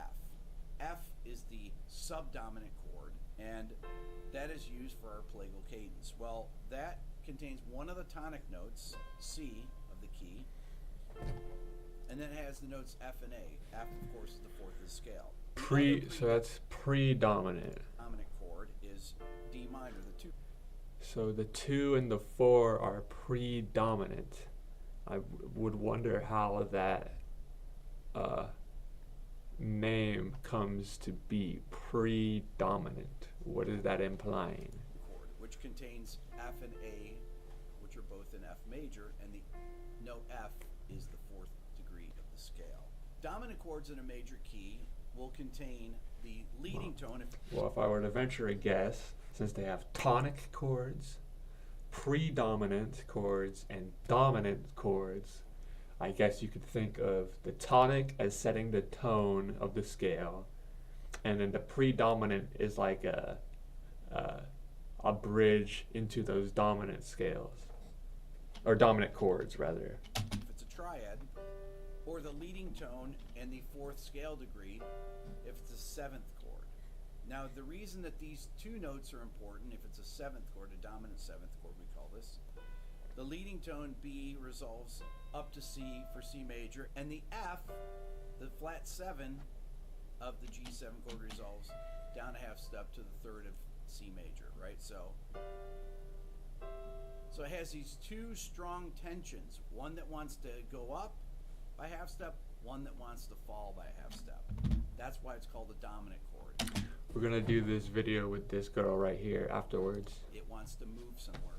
The other dominant chord in a major key is the 7 chord, right? The 7th chord Diminished. is diminished. Once again, it has the leading tone, and it has the 4th scale degree, F, and both of those want to move. Don't let the video scare you. This stuff is Hold on. chord. Let's go back. F, the leading tone B resolves up to C for C major, and the F, the flat 7 of the G7 chord, resolves down a half step to the 3rd of C major. And that's a right? plagal cadence. So it has these 2 strong tensions, one that wants to go up by half step, one that wants to fall by a half step. That's why it's called a dominant chord. It wants to move somewhere. The other dominant chord in a major key is the 7 chord, right? The 7th chord, this would be B diminished. In a Right, major so key, it's 7. hold up. So It's what? B major. Which That's ones are the reason that dominants? the F is the 4th degree of the scale. So Dominant- so 4 and 2 are predominant, and then 1, 3, and 5 are dominant or tonic.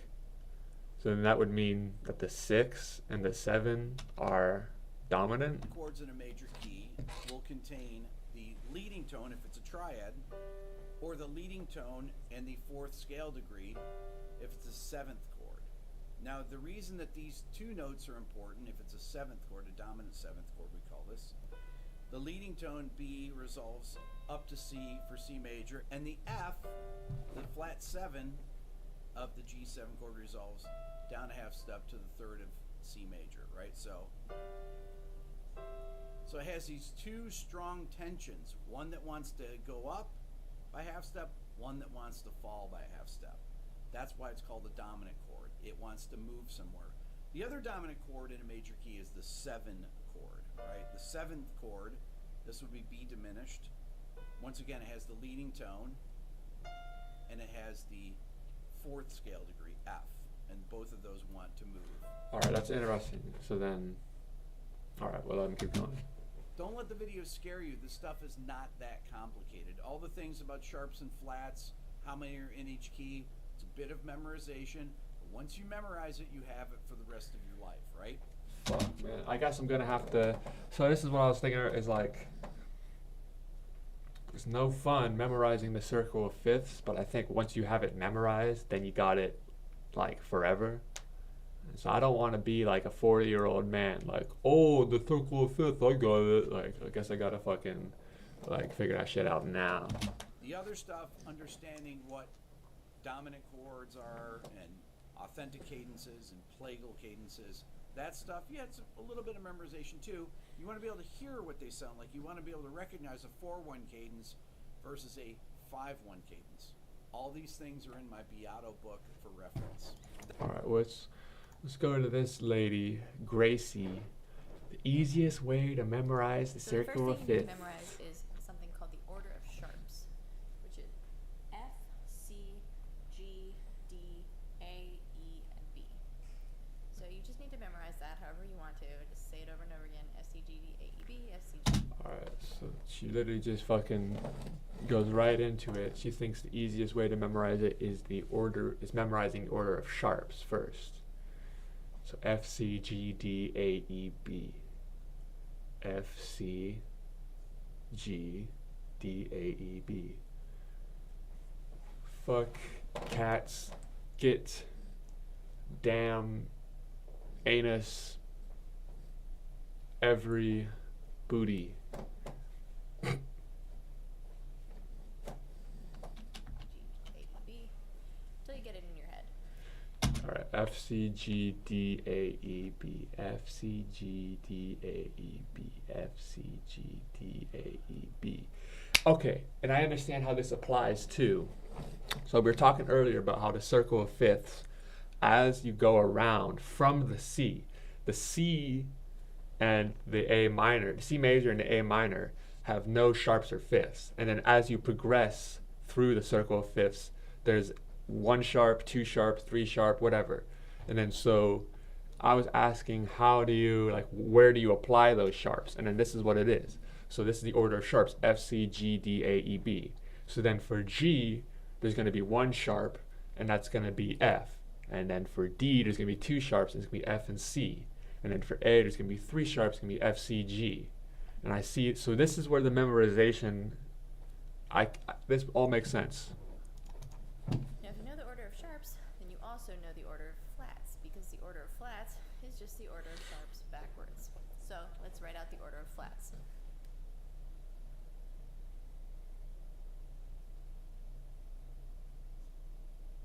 As you can see with the order of flats, we have the word bead at the front, B-E-A-D, and then All right, so then the order sharps and flats. So the order of flats is B, E, A, D, G, C, F. But I think we kind of have to memorize the order of flats backwards, right? Oh, and the order of flats backwards is the order of sharps too. B, E, A, D, G, C, F, F, C, G, D, E, F, C, G, D, A, E, B. And then the order of flats has bead at the beginning. And then, all right, that makes perfect sense. That makes perfect sense. This is, I can see why they want you to just pull out a notebook and figure that shit out. you see F. And as I said, it's just the order of sharps backwards. So if you know the order of sharps, you also know the order of flats. Now to draw the actual circle of fourths and fifths, we're going to draw a big circle and we're going to label it with tick marks like a clock. So if I were to draw a big circle, You just drew like the worst circle I've ever seen in my entire life. I'm going to do my 12 o'clock, right? My 6 o'clock, my 3 o'clock, and my 9 o'clock. Then I'm going to have my 1 o'clock and my 2 o'clock, my 4 o'clock and my 5 o'clock, 7 o'clock, 8 o'clock, 10 o'clock, and 11 o'clock. So just like a Right. clock. Okay, and then so there's 12 little notches like a clock. That's a good little way of thinking about it. We've got our 12 tick marks. Now I'm going to fill in to the circle the order of sharps first. And the first note is an F in the order of sharps. And you might think that we're going to put that F right there, but actually we're going to start it one over to the left. Oh. And then here's another good thing. So the circle of fifths, it looks like it's contained within the order of sharps and flats, but you start on the C rather than the F. I see. And then so yeah, all right. I could see how you just once you just start like memorizing, like it's sort of like how in physics they have all these weird constants, like in the universe. There's all these constants. Like, well, why did the universe make it so that this number was like the rate at which this? It's just how it is. You just have to memorize that number. Left. So we're going to put the F right here. Now that's because we want our C to be right at the top, right here. Because C is our key with no sharps and no flats. And so we want it to be at the very top position. So F, C, and now I'm just going to keep filling in the order of sharps around. So F, C, G, D, A, E, and B. Just like that. Now I'm going to fill in the order of flats going this way. So remember I said it's just the order of sharps backwards, so I'm going to start with the very last one, which was B. This is the first note in our order of flats. And I'm going to put it right here. And I'm going to write B flat. Right. These are going to be all flatted. B flat, then E flat, then A flat, Not so scary anymore. then D flat, This all makes sense. then G flat, and then we could keep going and write C flat, which is also the same as B. B is the same note as C flat, and we're good there. Now, what's another name for G flat? Another note that's the same as G flat. It's F sharp, right? Right. Because F sharp and G flat are the same note, so we could write G flat / F sharp. And then there's another note that D flat could be as well, that's a sharp. What is the sharp note that D flat could also be? A C sharp. So we have D flat or C sharp. So the cool thing is, as long as you have that order of sharps memorized, you really can recreate this circle by memory. Oh. Now, the circle. Sheesh. Yeah, this girl understands it perfectly. If you learn the order of sharps first, then you get the order of flats. And if you have the order of sharps and flats, then you can make the circle of fifths. And then once you do that, so it's like you can put in the sharps, then you can make the flats, and then you can do all of like the thing where it's like the same note, but like it's like G flat is the same as F sharp. So then you can just put those slashes in there. Okay. Well, isn't very useful unless we know what to do with it. So, let's talk about some of the cool things that go on within the circle. So for one thing, when we move clockwise, we're moving up in fifths. So, what I mean by that is G is the fifth degree of C. So, let's think about our key of C major. C, D, E, F, G. G is the fifth degree in the key of C. Right. Therefore, the fifth of C is G. Now, what is the fifth of G? Well, let's think about the key of G major. G, A, B, C, D. D is the fifth degree of G major. So, there we go. And lo and behold, it's the next next note in the circle. And guess what? A is the fifth degree of D. And so on and so forth. And you could go around a whole circle like that. B flat is the fifth degree of E flat. F is the fifth degree of B flat. C is the fifth degree of F. So forth. So always going to be moving in fifths in that direction. Now if we go the opposite way, we're moving.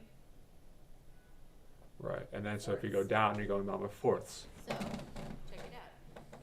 What is others and how many sharps and flats are in each key, which is important to know. So, as I said, our key of C major has 0 sharps and 0 flats. So that's cool, nice and easy. Now, the key of G has 1 sharp. The Right. key of D major has 2 sharps. Key of A has 3 sharps. Guess how many the key of E has? 4 sharps. How about the key of B?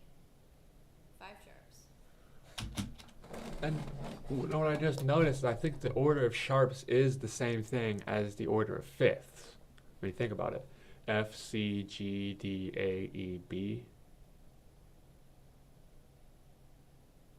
And then the order of flats is like the order of fourths. B, E, A, D, G, C, F. The key of F sharp has 6 sharps. The key of C sharp has 7 sharps. Now, we have the same thing happening to the left, except with our flatted keys. So, the key of F has 1 flat. The key of B flat has 2 flats. The key of E flat has 3 flats. The key of A flat has 4 flats. The key of D flat has 5 flats. The key of G flat has 6 flats. The key of C flat has 7 flats. Now with these keys down here where we've got two notes, obviously the sharps go with the sharp key and the flats go with the flat key. So what I mean by that is the key of F sharp has 6 sharps. The key of G flat has 6 flats. This key of C sharp has 7 sharps because they're both sharps, right? Key of D flat has 5 flats because they're both flats. So keep the flats with the flats and the sharps with the sharps. Check on my food real quick. This is all good shit.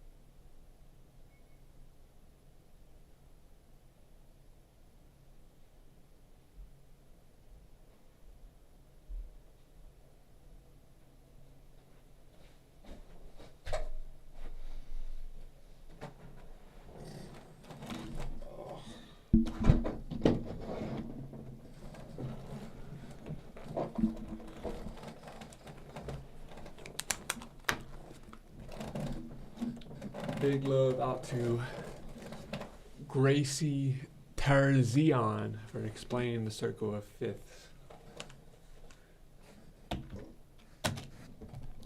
Key of C flat has 7 flats, and the key of B has 5 sharps. Now it's all fine and dandy to know that the key of A major has 3 sharps, but if we don't actually know which 3 notes are sharped in that key, we can't do too much with it. However, we can easily know what those notes are if we go back to our good friend, the order of sharps and the order of flats. So let me show you. We have the key of C, we have no sharps and no flats, so that one's nice and easy. C, D, E, F, G, A, B, right? What about the key of G? Well, we know we have 1 sharp, but what is that sharp? So, we're going to go to our order of sharps, and it's just going to be the very first note in the order of sharps. So, in the key of G, what's the first note in the order of sharps? It's an F, right? So, the one sharp in the key of G is going to be an F. So, I have G, A, C, D, E, and F sharp, just like that. Now, in the key of D, we have two sharps.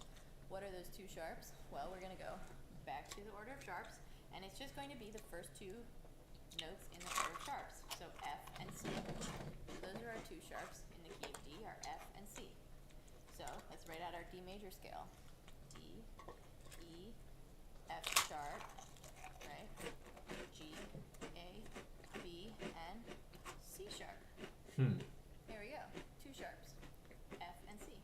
Now, the key of A major, we have three sharps. What do you think those three sharps are? Well, we're going to go back to our order of sharps, and we're just going to be the first three notes in the order of sharps, F, C, and G.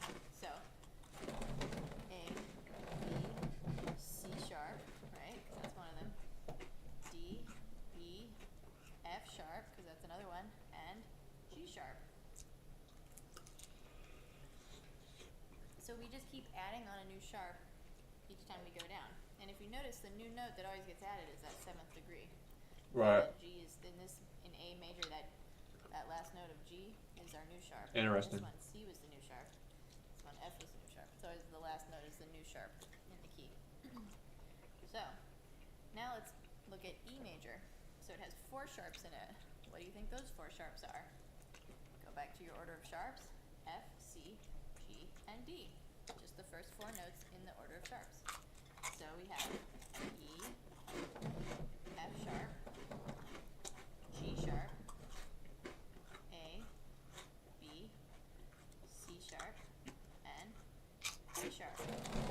I wonder why that is. Like, why the 7th scale degree is where the sharp is added every time. Like, I've noticed that, but what makes that happen? Just like that. Now, we have the key of B major now. We have five sharps in the key of B major. So, what do you think those five notes are? It's going to be the first five notes in the order of sharps. F, C, G, D, and A. We have B, C sharp, D sharp, E, F sharp, G sharp, and A sharp. Just like that. Now we can keep going to the key of F sharp. Key of F sharp. We have six sharps now, so it's going to be the first six notes in the order of sharps, F, C, G, D, A, and E are all going to be.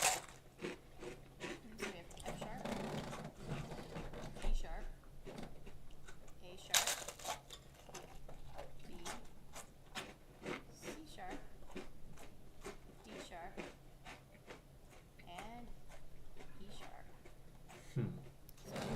So then, that's another good thing to remember, because everybody knows that C major has no sharps or flats. That's like that's all the white notes on the piano. That's something that everybody learns, that C has no sharps or flats, right?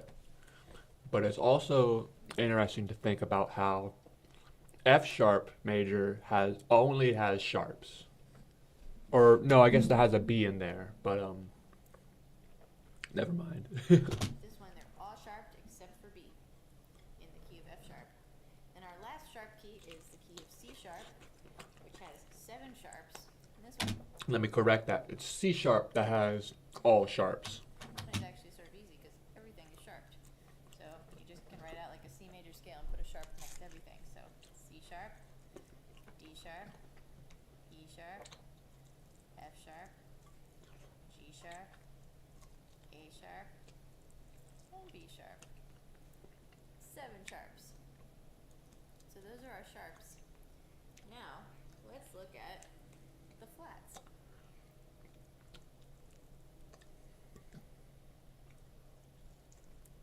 Now let's look at our flat keys. So we're going to start with the key of F major. Now F major has one flat, we know. But what is that flat? Well now, instead of looking at the order of sharps, we're going to look at the order of flats. So, what's the very first note in the order of flats? B. So that's going to be that one flat is going to be a B flat.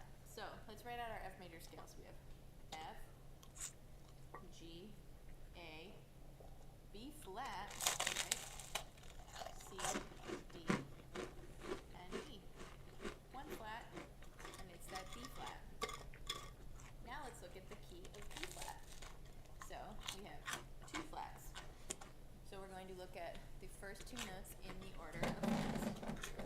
We have a B flat and an E flat. Pretty easy. B flat, C, D, Cool. flat. So then, it's the reverse idea for the flats. Rather than it being added on the 7th scale degree, it's added on the 1st scale degree. F, G, and A. That's our B flat major scale. Now let's look at that E flat major scale. So we have three flats in the key of E flat. Now what would those three flats be? Well, go back to the order of flats, B, E, and A. Those are going to be our three flats. So starting on E flat, F, G, A flat, B flat, C, and D. Just like that. Now let's move on to the key of A flat. So the key of A flat has four flats. So the four flats in the key of A flat are going to be, you guessed it, the first four notes in our order of flats. So B, E, A, and D. So we have A flat, B flat, C, D flat, E flat, F, and G. Just like that. Now the key of D flat has five flats. So we're going to have B flat, E flat, A flat, D flat, and G flat. Those will be our five flatted notes. The first five notes in the order of flats. So we're starting on E flat, then E flat, then F, then E flat, then A flat, then B flat, then C. So we have 1, 2, 3, 4, 5. There are 5 flats, and they are the first 5 flats in our order of flats. Now let's move on to the key of G flat. We have 6 flats now. So what are our 6 flats going to be? 1, 2, 3, 4, 5, 6. All these notes will be flatted. So all those except for F. So we start with a G flat, right? Then A flat, then B flat, then C flat, then D flat, then E flat, then F. So basically they're all flatted except for F. Now we'll move on to our last flat key, which is C flat, where we have 7 flats. So this one is also pretty easy because they're all flatted. So we have C flat, These jazz fuckers think they're so smart. F flat, G flat, A flat. But now I know their tricks. Pretty simple. I'm So coming hopefully for 'em. You are able to now create your own circle of fourths and fifths, and I really recommend you quizzing yourself, trying to draw the circle on pieces of paper, do your tick marks like a clock, and try to fill in the circle like the notes F, C, G, D, A, E, B, B flat, E flat, A flat, D flat, G flat, and so forth. And just try to recreate the circle and make sure that you can do it by memory. I think once you do that, you'll be able to start visualizing it in your head more easily as well. Thank you guys so much for watching. Hopefully you found this video helpful. If you like, So I think later tonight I'm just gonna be like recreating the circle of flats in my notebook. Circle of fifths. a couple of months ago I made a video about the circle of fifths, and I got a lot of comments on that video from people asking We'll do one more and I'll call it. how can I apply the circle of This lady Gracie is pretty good. fifths to music.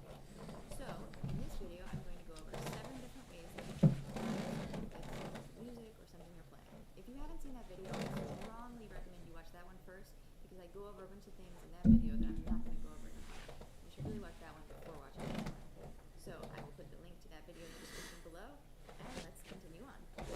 quickly talk about what the circle of fifths is. Its full name is really the circle of fourths and fifths, but since that's sort of a mouthful for people to say, it often gets shortened to just the circle of fifths and the circle of fourths. Okay, so what is the circle of fifths? It's a very cool visualization of the 12 pitches in Western music, and when we arrange them in this specific order around a circle, some very interesting patterns emerge. The letters written around the outside of the circle can represent a few different things. They can represent notes, chords, major scales, or major key signatures. And sometimes you'll see the circle of fifths written with chord names on the inside of the circle. And those on the inside are representing the relative minor scales, relative minor key signatures, or relative minor chords.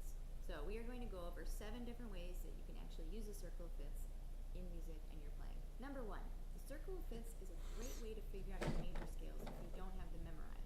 When I was first trying to memorize my major scales, the circle of fifths really helped me out since it tells us. That's hilarious. She says she was having trouble memorizing the major scale, and she used something like infinitely more complicated, the circle of fifths, to figure it out.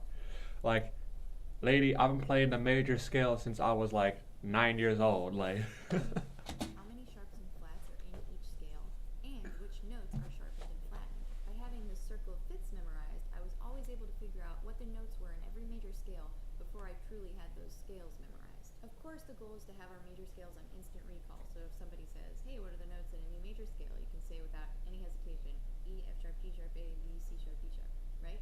But before you get to that point, it's helpful to be able to at least just figure out the names of the notes in each scale on your own, even if it takes a minute. That's such a better way to figure out the notes than just simply Googling what are the notes in a new major scale. You'll never memorize them if you just do it that way. It's really important to actually work through it in your head or on a piece of paper every time you want to remember the names of the notes in a scale. And even though there are a few different ways you could figure out the notes in your major scales, for instance, moving up in half steps and whole steps, I still think that using the circle of fifths is the best way because it's really going to be helpful to have a strong visualization and understanding of the circle of fifths in your brain for other reasons in music too, which I'm going to go over in the 6 other reasons. piano players, am I right? Think about the circle and visualize it. It's going to sink more. Yuck. And it will just make you a better musician. So here would be the steps I would take if I were trying to figure out the notes in a major scale using the circle of fifths, okay? First, I would just think about the circle of fifths and think about where E flat is on the circle. And when you first start out, you'll probably have to draw the circle of fifths on a piece of paper really quickly every time you do it, which is totally fine. But as you get more and more familiar with it, you should just start to try to create it in your head, because it's actually very beneficial to try memorizing it in your head and visualizing it in your head. There's something to that. But when you start out, do it on a piece of paper. That's great. So you're looking at the circle either in your head or on a piece of paper that you've just drawn out, and you think, okay, E flat is at the 9 o'clock place on a circle, right? Which means it has, let's see, 1, 2, 3 flats in it, right? And the first 3 notes in the order of flats are B flat, E flat, A flat. Therefore, an E flat major scale would be E flat, F, G, A flat, B flat, C, and D. If you have no idea what I just did or what I was talking about, then I know that you did not watch my other circle of fifths video. So go watch that right now, because I break this down into much greater detail, and then come back. Again, the link for that is in the description below. Okay, number 2. It's a great way to figure out how many sharps or flats are in a key signature. Now, if you're reading a piece of sheet music that has the key signature written in the music, you can already see how many sharps or flats are in the key signature, so this isn't necessary. But if you were playing a chord chart, for instance, that didn't have... She just said, reading music. Reading music, hilarious. key signature written in, or if you were playing something without any sheet music, and maybe someone just said to you, hey, we're going to play this song in the key of B major, you need to know how many sharps or flats are in that key. So if that person said, hey, we're playing in the key of B major, you can stop and think about circle fifths in your head, envision where is that B on the circle, right? And you'd say, okay, it's at the 5 o'clock place, right? So that means it has 1, 2, 3, 4, 5 sharps in it. And you can just think about your order of sharps, which is F, C, G, D, A, E, B. Think about what are those first 5 notes. You're going to have an F sharp, C sharp, G sharp, D sharp, and an A sharp. And then you know the notes in a B major key signature. And why is this helpful if you're just trying to play something by ear? F, C, Well, if you know G, which D, E, notes are A, sharpened B. and F, C, flattened G, in D, the key E, A, signature, B. and What the melody fuck? I'm has already flat memorizing it. meaning that the melody uses a lot of notes that are connected to the key signature, then it's going to be much easier to figure out the notes F, in C, the G, melody. D, E, A, Well, B. you know what are the sharpened notes F C G D E A B Please go watch my other circle fifths video where I B really A E D G C F. It literally shows you how close certain key signatures are to each other. So we're going to be thinking of these letters on the outside of the circle as our major key signatures, okay? And I can see that, you see how this key of C major, it's very close to the key of G major, right? It's also very close to the key of F major. However, it's really far from the key of F sharp major, right? And so what it means when I say that they're close is that they literally have many more of the same notes in common with each other and more chords in common as well. For instance, note-wise, the only difference between the key of D major and the key of G major is that the key of D major has a C sharp while the key of G major has a C natural. The only difference between the key of G major and the key of C major is that the key of G major has an F sharp and the key of C major has an F Alright. It's just mostly piano nerd shit. I think I'll call it. But that was pretty productive practice. We'll check in tomorrow.